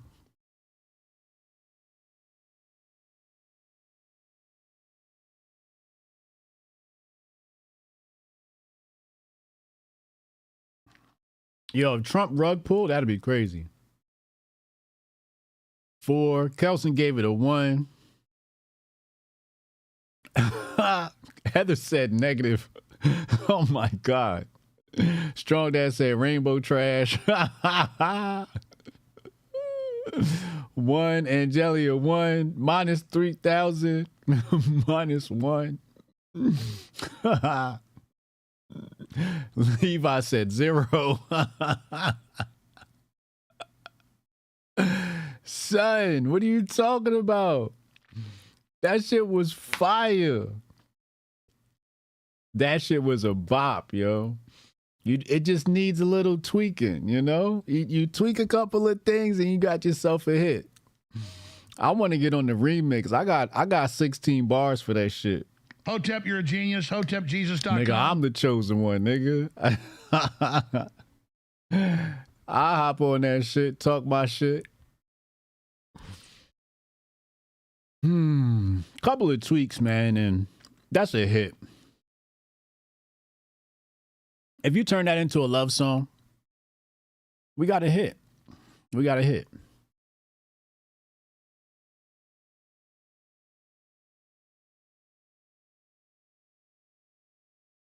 You could turn that into a pick-me song. Hotep, you're a genius. HotepJesus.com. That could be the anthem for the pick-me's. Fire in the dumpster.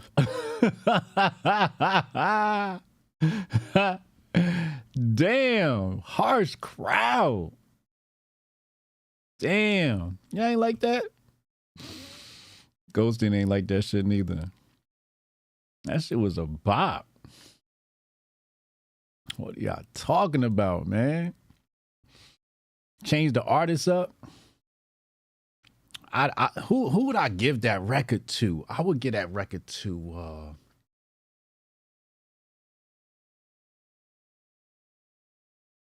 Tyler might be able to ride that. She on that Aaliyah vibe anyway.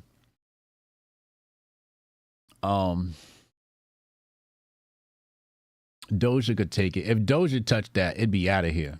If Doja touched that, it'd be out of here. That same bop, same record, it'd be gone. Out of the stratosphere. You just gotta take the Trump shit out. That shit, you know. What does Whitlock say? Idolatry. It's idolatry. About $1 for every time he said idolatry. I'd be a billionaire. Bryson Gray would never. Facts. He said, nigga, you fell and bumped your head or something. Maybe Beyonce. Beyonce would make that shit a bop. Get that shit to Beyonce. That shit'll be #1 tomorrow. Tomorrow. Cause you know every artist gonna bring their own little thing to it. You said Jaguar, right?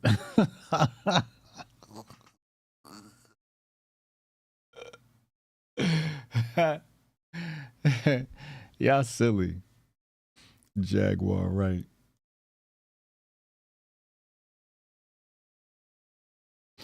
Gwen Stefani will kill it. Gwen Stefani will run with that. Jabari just posted something in the chat. Let me see what he got here. 23-year-old man known as Glizzy, pause, recruited young girls and forced them to engage in sexual acts with clients for money in cars and hotels, as was sentenced to 30 years in prison, 365 months. Damn. Shit. Well, he deserves it, I guess. If that nigga was doing that shit, he deserves it. Out here pimping you little girls. What the fuck is wrong with this nigga? The guy who won, what? The guy who won Miss Maryland is married to a Marine. Asian women gonna get them a white man. They know how to pick a white man. Hotep, you're a genius. HotepJesus.com. Asian women know how to pick them. She know. Asian women know. They know.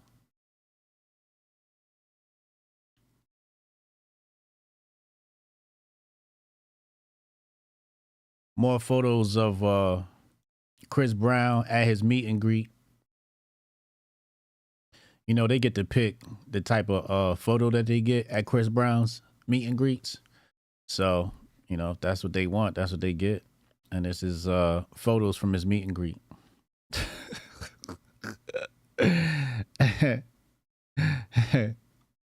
I might steal this. Hotep, you're a genius. HotepJesus.com. Why not? Be up here with somebody's maw. Oh, this a real Hotep brother. That should go viral.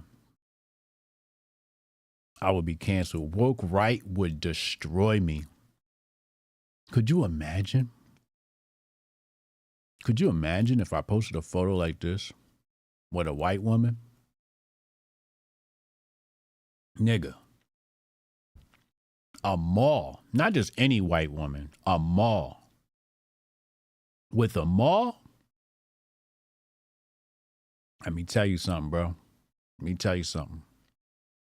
Woke right would cancel me the next day.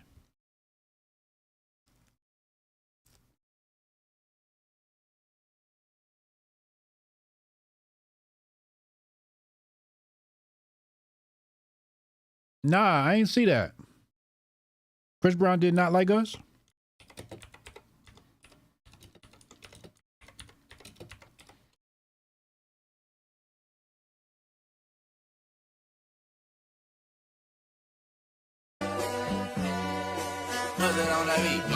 Hey, monster on the beat, ho, Debo, any rap nigga, he a free throw, man down, call her Amber Lambs, tell him breathe, bro, nail a nigga to the cross, he walk around like Tizo. What's up with these jabroni ass niggas trying to see Compton? The industry can hate me, fuck 'em. Psst, I see dead people.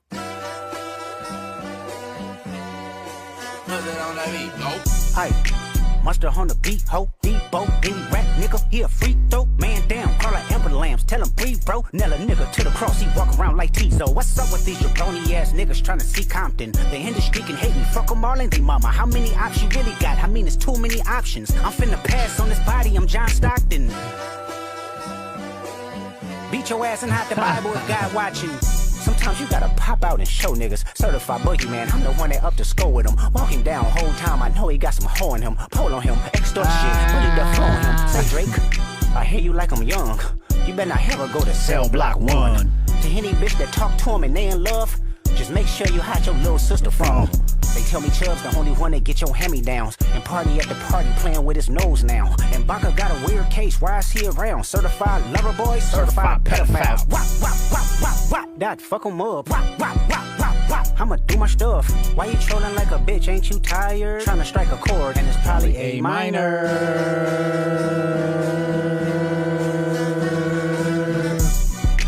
They not like us. They not like us. Yo, she did the sexy red at the end. Shout out to Shorty that did the sexy red at the end.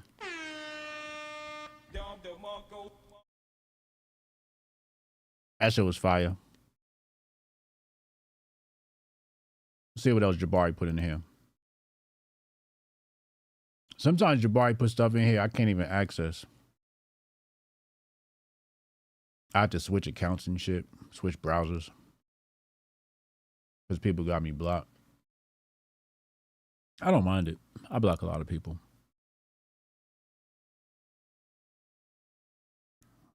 Video of some women booty shaking.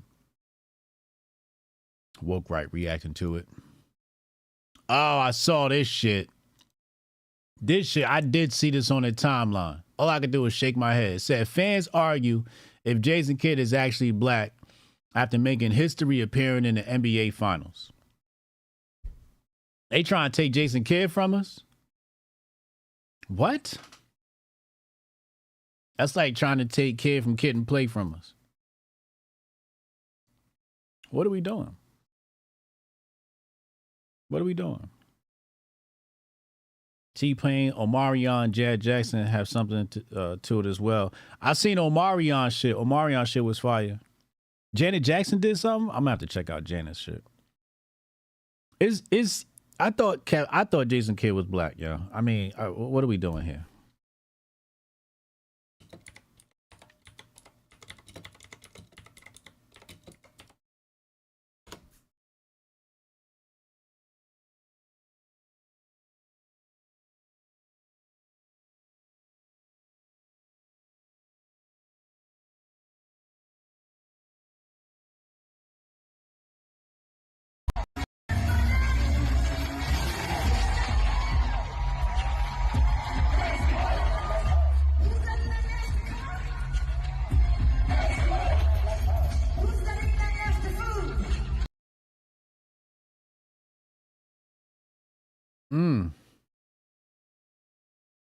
Damn.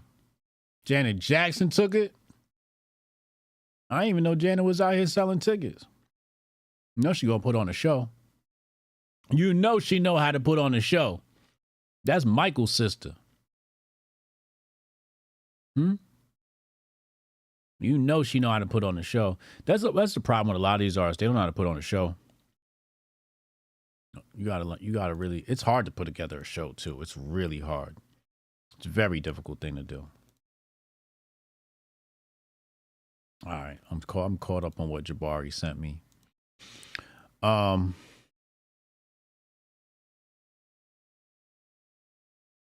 Yeah. He said, yeah, we know. The Grifters are bringing it back since 50 was at the Casablanca. Yeah. The Chelsea Handler clip. Yeah. Grift is grifted.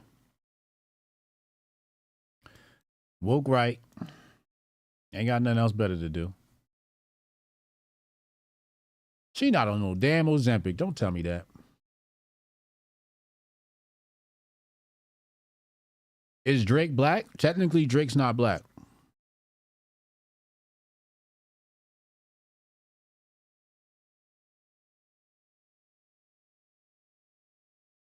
Jabari, could you please tell him why Drake's not black? Jabari will tell you why Drake's not black.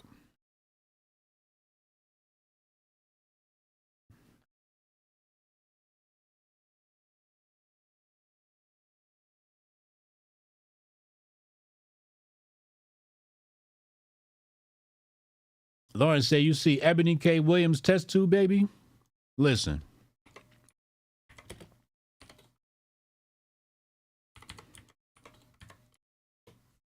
Listen.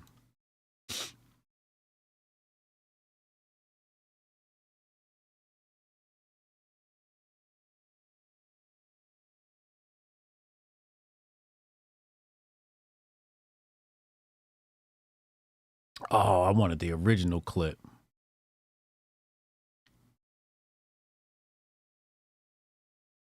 So out of the 50,000 plus comments posted on social, I only saw a handful that even considered the possibility of a bus owner being a more aspirational position and recognizing that I am actually speaking and pouring into the ascension of black men when I said what I said.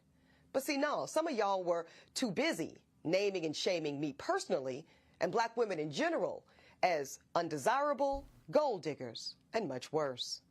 Now, I suspect that some of y'all are the same men that were bringing home C's and D's on your report cards, only to then be coddled by parents that said, well, that's okay, as long as you're doing your best.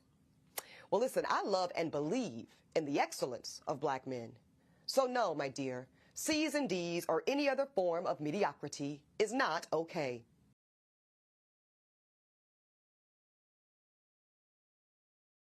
That's what you call a colonized mind. Okay? That's what you call a colonized mind. Okay? And that's white supremacy. White supremacy lives inside the mind of the blacks. It doesn't, white supremacy doesn't live inside the minds of white people. White insecurity lives inside the mind of the white hive mind. But white supremacy lives inside the black mind. And that's what she's got. She's saying to you, I'm going to judge you based upon how you perform under the white man system. That's how I'm going to judge you. Based upon how you deal with Rockefeller education. How well did you accept the programming? That's what she's going to judge you off of. I just spoke to 4 different demographics right there.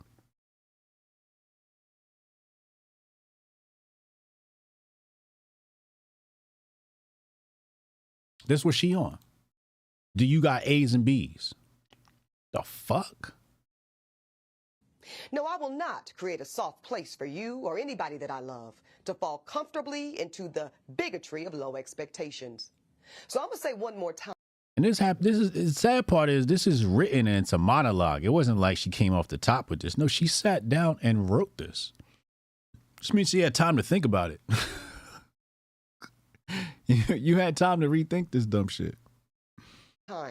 There's absolutely nothing wrong with driving a bus. My mother Gloria drove one for years. But could it be that black America has been sold a narrative? I think that's why she don't want a bus driver. Because her mama was one. Hotep, you're a genius. HotepJesus.com. Of average, regular, and typical. Yeah, this is old, but we're just updating people on the update on her story. So we first have to get the old before we bring you to the new. Being good enough for us. Well, see, that's called white supremacy.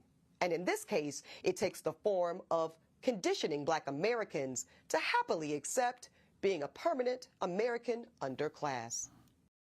You see that? See how she defined white supremacy as how you do in the white supremacist system. Makes no sense. But see, because I know the truth about black folk in America, no, average is not and will never be good enough for me. And the gag is, I don't think it's good enough for you either. Right? All right, so everybody see that, right? She don't want no man like that. Now let's fast forward to today.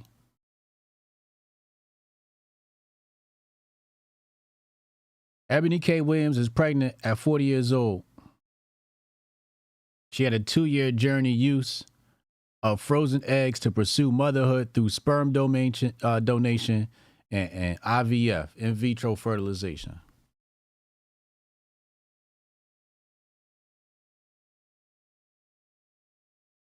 A bastard baby.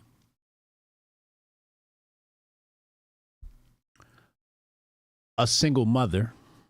Hotep, you're a genius. HotepJesus.com. And for what? And for what? It's not that her expectations are high. Her expectations aren't high enough. It's not that you won't date a bus driver. It's that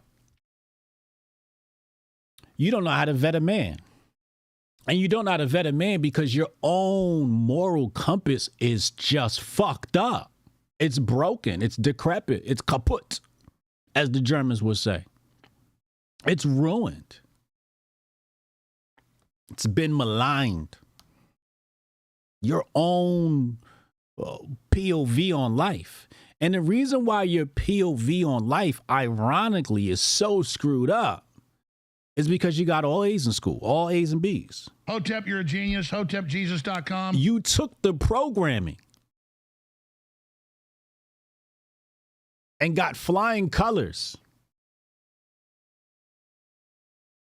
You took the program and you accepted it. You know the people who got bad grades? Hello. We wasn't fucking with the program. We like, yo, the program fucked up, B. It's not going to work for us over here. It's not compatible with my operating system. It's just not compatible. You're going to have to rework this and then bring it back and then I'll participate. But the way you got it set up, it's not set up correctly. You got to do better. But y'all accepted this software. Jabari says nothing says fighting white supremacy like becoming a black single mother. Oh, this a real Hotep brother. Exactly. Jabari, did you tell him why Drake's not black? Did you tell the chat why Drake's not black? Can you please tell them why Drake's not black? Oh, you did already. I'm sorry. Here we go. 4:15 timestamp. Jabari, rabbinical Jewish law follows mother. Drake is Jewish. He's a Jew. Okay. Hotep, you're a genius. HotepJesus.com. All right. And there's nothing wrong with that. There's nothing wrong with that. We're just speaking facts. We're just calling what it is. That's rabbinical law. He had a bar mitzvah and everything. There's nothing wrong with it. But that's what it is. It just is what it is. I don't know.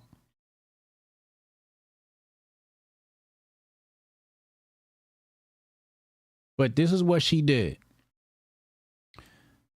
She went, couldn't find a man because she don't know how to vet a man.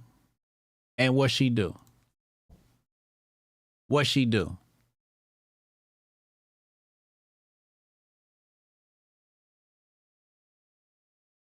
Become a single mother. I don't need a man.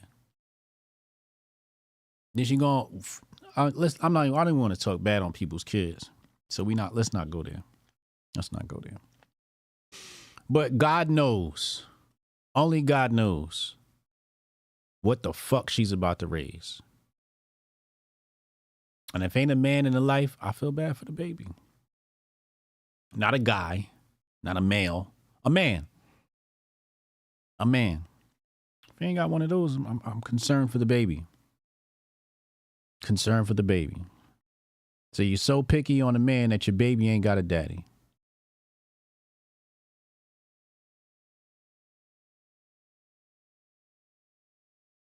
Crazy. That's crazy. In vitro. Excuse me.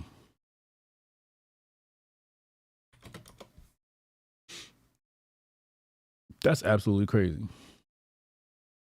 I do want to speak to the fertility part because it's very important. It is. As I sit here with y'all today, I'm literally on some fertility drugs. I am preparing for my embryo transfer in the next few weeks. Now, I am 40 years old, just turned 40 a couple of weeks ago. Y'all know I've been very transparent about my motherhood journey. I'm doing it solo by choice. Y'all know.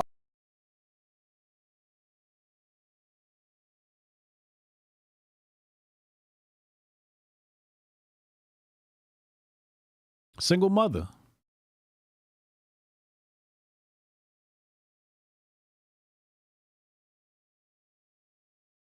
Niggas think kids are toys or some shit, man. They think kids are toys.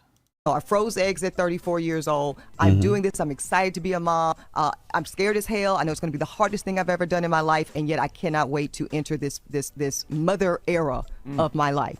I don't think that most women, most black women, desire doing this journey alone. That's I very don't. important. What It's you're very saying is very important. important. And I know that you mentioned yesterday the egg freezing, so let's talk about that. Yeah. Because I think that is marketed, not just you, Lauren. I think in general, that is in a lot of these comments, right? Well, girl, just freeze your eggs and don't worry about the rest. Nah, that's some bullshit. Because I'm here to tell you because I'm living it, right? I froze eggs at 34. I never thought in a million years I would need to use them, right? Because why? I was in a loving, committed relationship. These were my spare. Do you?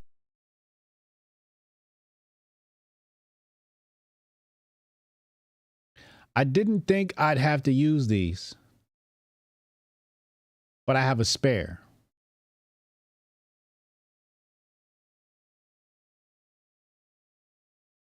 Chat. Caps in the chat if you think she's capping. Hotep, you're a genius. HotepJesus.com. You froze your eggs, but you didn't think you'd actually need to use them.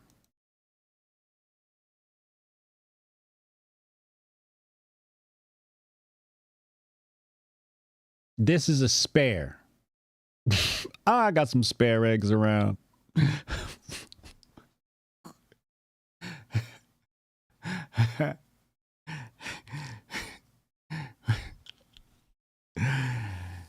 I don't know if we're going to make it, y'all. I don't know if we're going to make it, y'all. I don't know if we're going to make it, y'all. Jabari put all the caps in there. I don't think we're going to make it.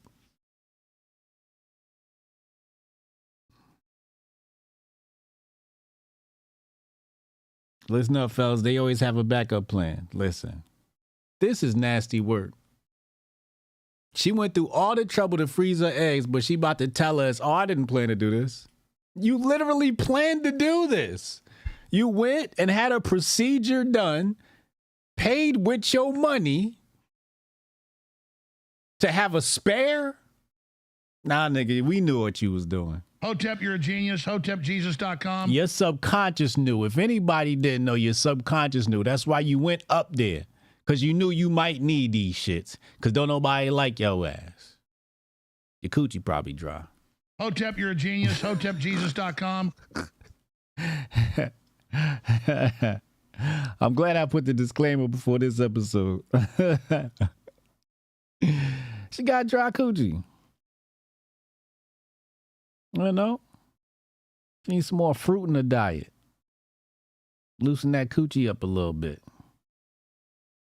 It's the Sahara in that motherfucker. She got Texas coochie. Hotep, you're a genius. HotepJesus.com. Huh? Yo, that's what I'm saying, Angelia. That's what I'm afraid of. That shit would be like a fucking wallet. Exactly. Exactly. Like, what are we doing? Misuse of the box. Yep. Dust Bowl coochie.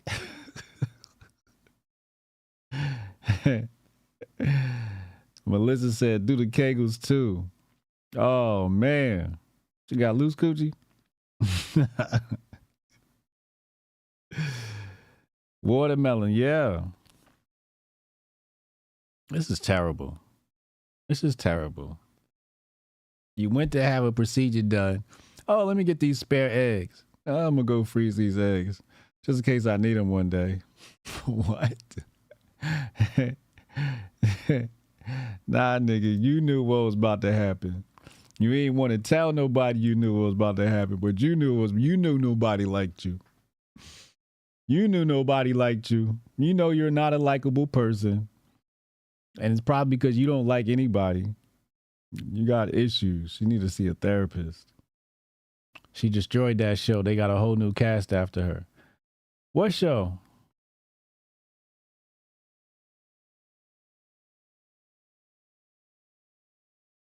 She was dating white men? Heather said she was dating white men. Uh-oh. She's mad that white dude in Jersey, her last boyfriend, chose his kids over having some with her. Oh, see, I knew she was damaged.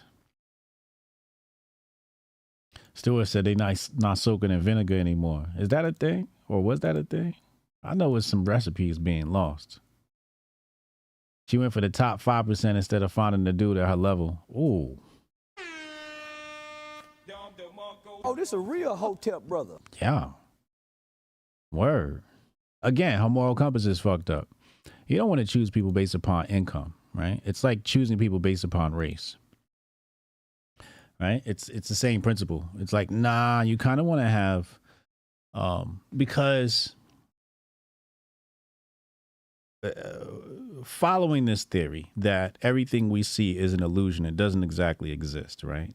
So everything, you know, this, you know, all of this shit, right? It's an illusion, right? It's just like, you know, fucking synapses in your brain from touching stuff through nerves, right?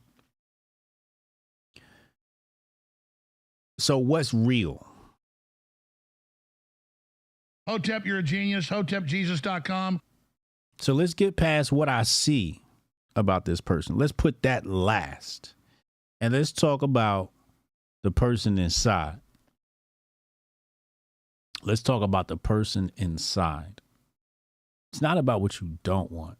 Otherwise, I mean, there are some things, right? There are some things like, you know, I don't want a girl who smokes or something like that. Like, I get that. I don't want a girl who got tattoos. I get that.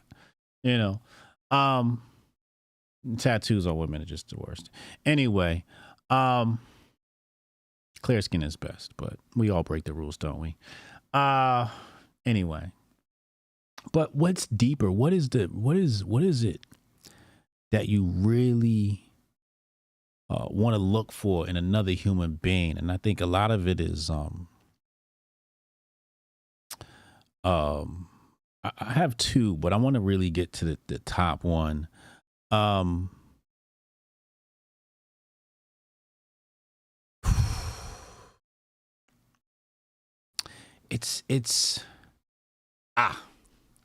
Their virtues. The virtues. You got to look at their virtues first. That's the first one, right? Everything else doesn't matter for right now. Let's just stick with virtues. What are the virtues of this? What is it? Because what you'll find is, if you ask somebody, like, what are your virtues? What are you just a virtuosity for and about and trying to do or bring about in this world?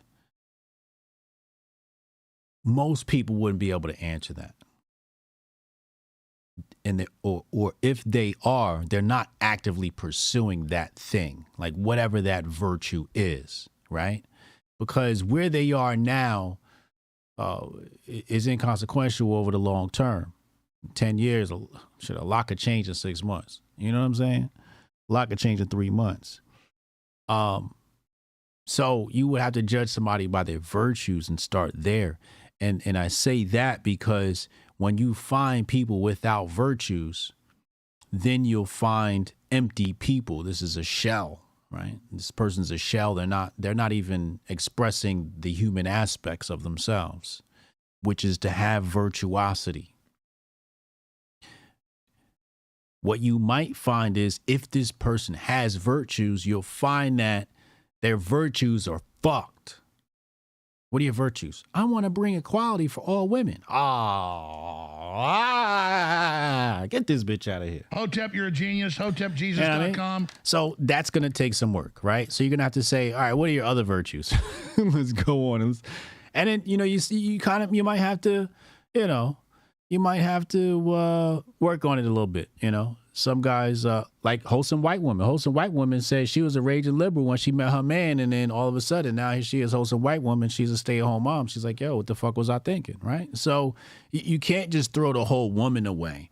So having virtues, sometimes the virtues might be fucked, but that's better than having no virtues sometimes. Sometimes it's better than having no virtues, because then it's like there's something in motion. Now we can steer that thing, right, in the right direction, which is much different than trying to create that first spark, trying to get that first virtue to get going, especially without having to try and convince them to, because that's what it's like. It's like they're doing it because they know you want them to do it. And it's like, no, you got to want to do it. What is the thing you really want to do? And so again, if they have a virtue and they're moving in that direction, it just needs some steering. And you can steer that right to Hotepistan. Hotep, you're a genius. HotepJesus.com. Said tats on women get you sent to the egg office. What's the egg office? Our virtues have to be aligned. Yeah. Yeah. She can take a punch.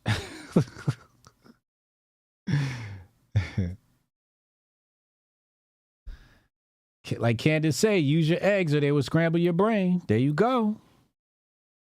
Candy girl.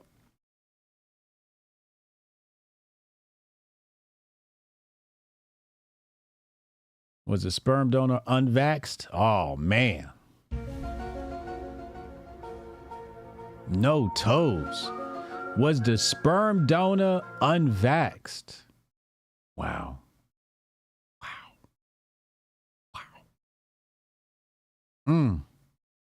That's a good question.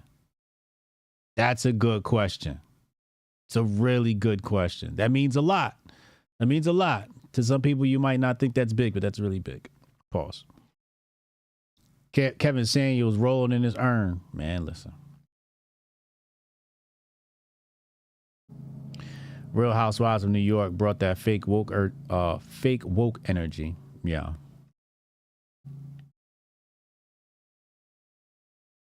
Said if you send it to the therapist, you're going to come out worse. We got to send it to a Hotep therapist. That's what we're going to have to do. Melissa Reeves said, I feel like I'm at a job interview. Damn. That's exactly what dating is. That's exactly what dating is. Or it should be, right? You can do it in a very relaxed way. But that's what I would do. I would definitely treat it like, what are your virtues? You ain't got no virtues? Damn. Why not? Why not? What is it in you that just says, I really don't give a fuck about life? Because that's what it is. You're like, I have this life. It's going to end at some point. I don't know when that is, but it's going to end at some point. And you don't care about those years and what they mean after, when your physical body is gone or amalgamated with the earth.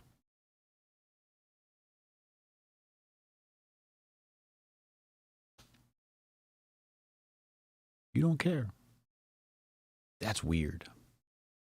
That's really weird to me. Kind of creeps me out too when I see people like that. I'm like, you're just like an NPC, just like, you know, one of those inconsequential, people you run into during a video game. You know, you go to them and they hand you a potion or some shit and you bounce. You never see them again. Or you see them all the time and they're just sitting there handing out potions. Hey, do you serve any purpose? And sometimes I think maybe that's what it is. Like, you know, the simulation, just some people are going to be NPCs. And it's like, can you turn that on and off? Do you have the option of not being an NPC and like wanting to make the world better or leave your imprint on the earth? Or are you born with that? Like what? Like how does that come about? That's so weird to me. It's so weird to me. And you see that a lot. You see that a lot. The prettier the chick, the less virtues they have. You ever just look at a pretty bitch and you just look in her eyes and just go, I know there's not one intellectual thought in her brain. You could just look and just see the stupid in her head. You ever had that happen to you? Then you make the mistake of talking to her and you're like, I know it. This bitch is dumb as shit. She don't know shit from shit. It's not going to work out. Do you know what that's like? Yeah, no. He said, but is that a Western thing? At scale, yeah. But it happens at the microcosm level too. You know, prettier people get, better looking people get better treatment. This is just a natural phenomenon that happens. They get better treatment, so you get more leniency. Whereas ugly people, they have to deal with more shit. You know what I mean? And it makes them strong. That's why you see successful ugly people like Whoopi Goldberg. Hotep, you're a genius. HotepJesus.com. You know? That's what happens. So when you see somebody that's like really, really pretty, it's because nobody's actually had to challenge. Nobody even dared challenge her intellectually. You know, she just put on the crocodile tears and put those little eyes on in there. Her parents were like, okay, just go sit down. It's okay. You don't have to study. You know what I mean? You get some good Japanese parents. They go upside your head. Bow! Read this book, bitch. Do your math. Hawasha. You know what I'm saying? Was that racist?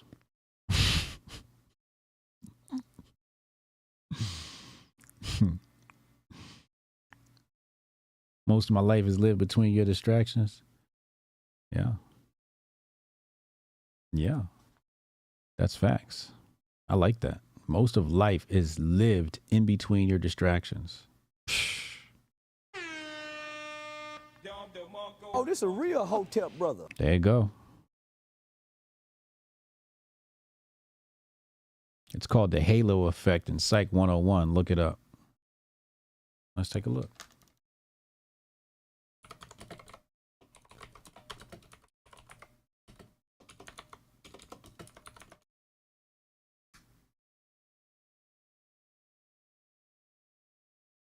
A common halo effect example. Thank you for this, by the way. Halo effect. A common halo effect example is attractiveness and a tendency to assign positive qualities to an attractive person. For example, you might see a beautiful person and assume they are generous, smart, or trustworthy. No.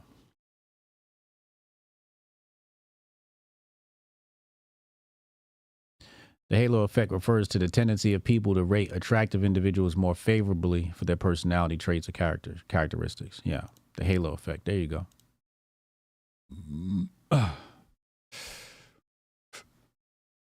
Japanese isn't a race. You good? Damn, they not? Well, I guess not. China is becoming the USA, and the USA is becoming China. Yeah. He said he took a semester of psych just to see what was up for the hell of it. I took psych 101. Many years ago. I think I showed up to like the first half of classes and then got bored and never came back. Pretty sure. Yeah, I'm actually, no, now I remember it. Yeah, that was that one class that it had the stadium seating, like really high stadium seating, but it was a smaller room. It was weird.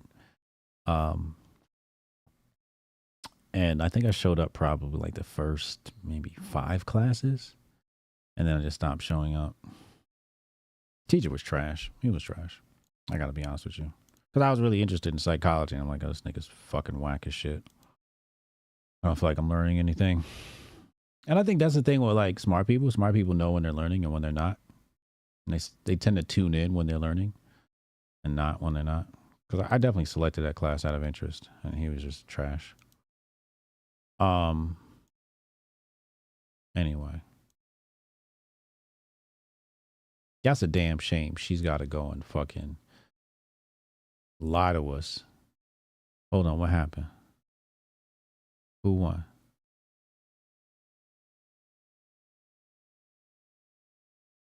Hold on.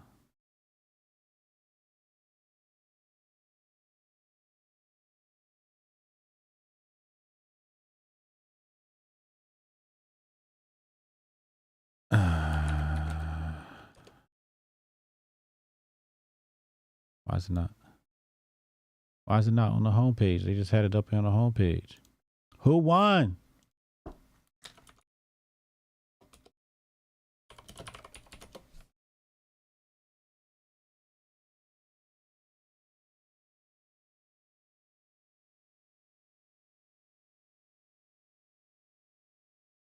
Damn, Magnus won. Magnus won. Hikaru lost. Oh, no. He got 7 draws. Is this even updated? That's not updated. Because Hikaru needed 3. And then Magnus needed 1. Hikaru needed... Oh, Hikaru's losing. All right. Yeah, he probably lost this game. I'm sorry. I just wanted to check the chess scores. I'll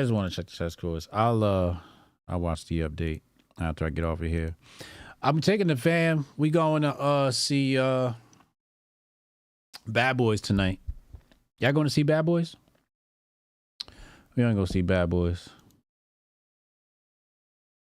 You just won 2 in a row in chess? I play chess way too much. I really need to get back to studying more. The good thing is when you play more and you analyze your games, you kind of get better too. But I get stuck trying to remember moves, and I have to stop doing that because it messes everything up. Just play the game. Like Coach says, every game is a new game. You don't go to theaters anymore ever? Really? Why not? Why you don't like the theaters? What's wrong with the theaters? I hit 4 in a row and then go on losing streaks. Yeah, they say you should get off after 3. After 3 losses in a row, you're basically burnt. Yeah. Yeah. Movies suck? You're not wrong. We went to go see that. I took my boys to the mall to go get something to eat, and he wanted to see Planet of the Apes, so I took him to see the new Planet of the Apes, and that shit was trash. It was some heavy mid. Heavy mid. You know, it was some mid. So isn't AMC owned by China? Is it?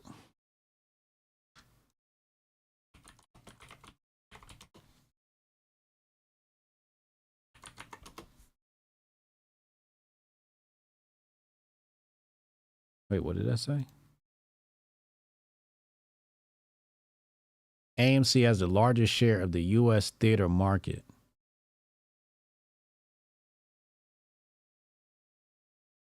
It's a publicly traded company founded in Kansas.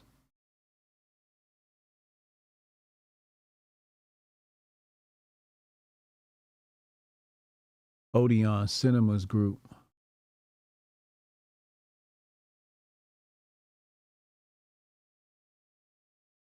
You sure? Is that true?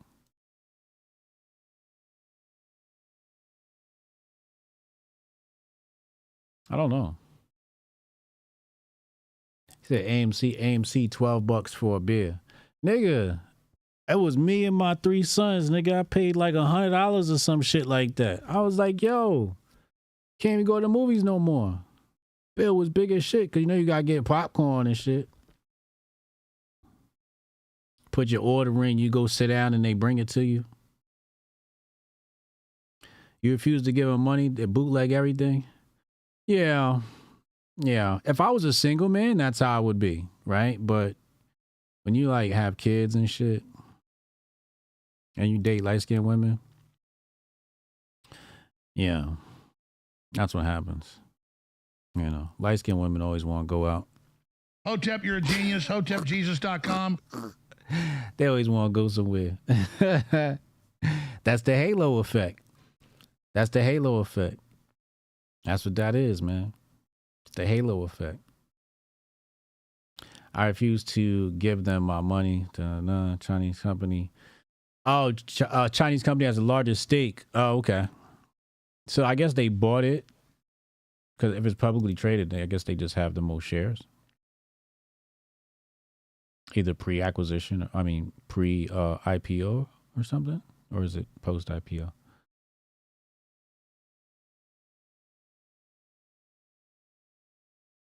The Wanda Group. Oh, okay. Energetic said, I'm smuggling everything in. This ain't TSA. Oh, this a real Hotep brother. You right. That's the way you got to do it. You gotta sneak your drinks and everything in. You right. You right. You right. I'm going to get you a dark-skinned girl for that. She going to be ready. She ain't going to have to tell her. Light-skinned women, nah, nigga. You want the big cup at the desk. She ain't sneaking shit in. These American girls built different, man. You know what I mean? You can't fit none in that little ass purse. Tell her get the big Louis bag. Put it in the big Louis bag. They ain't gonna check your shit. My grandma put a fucking whole thing of fried chicken in her bag. You be eating good. She hand out the napkins. You know it was about time. She had that good fried chicken. Man, my grandmother used to fry shit out some chicken, boy. That good Georgia chicken.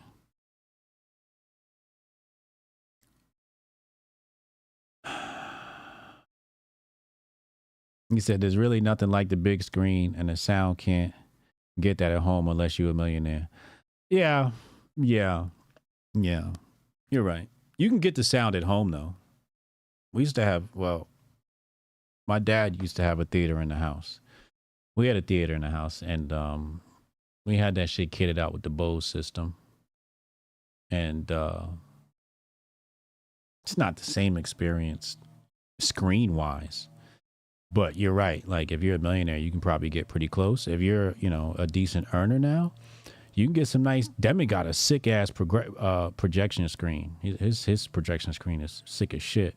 You get a sound system and you get the acoustics right. You can get a pretty good deal at home for like, not too heavy on the wallet.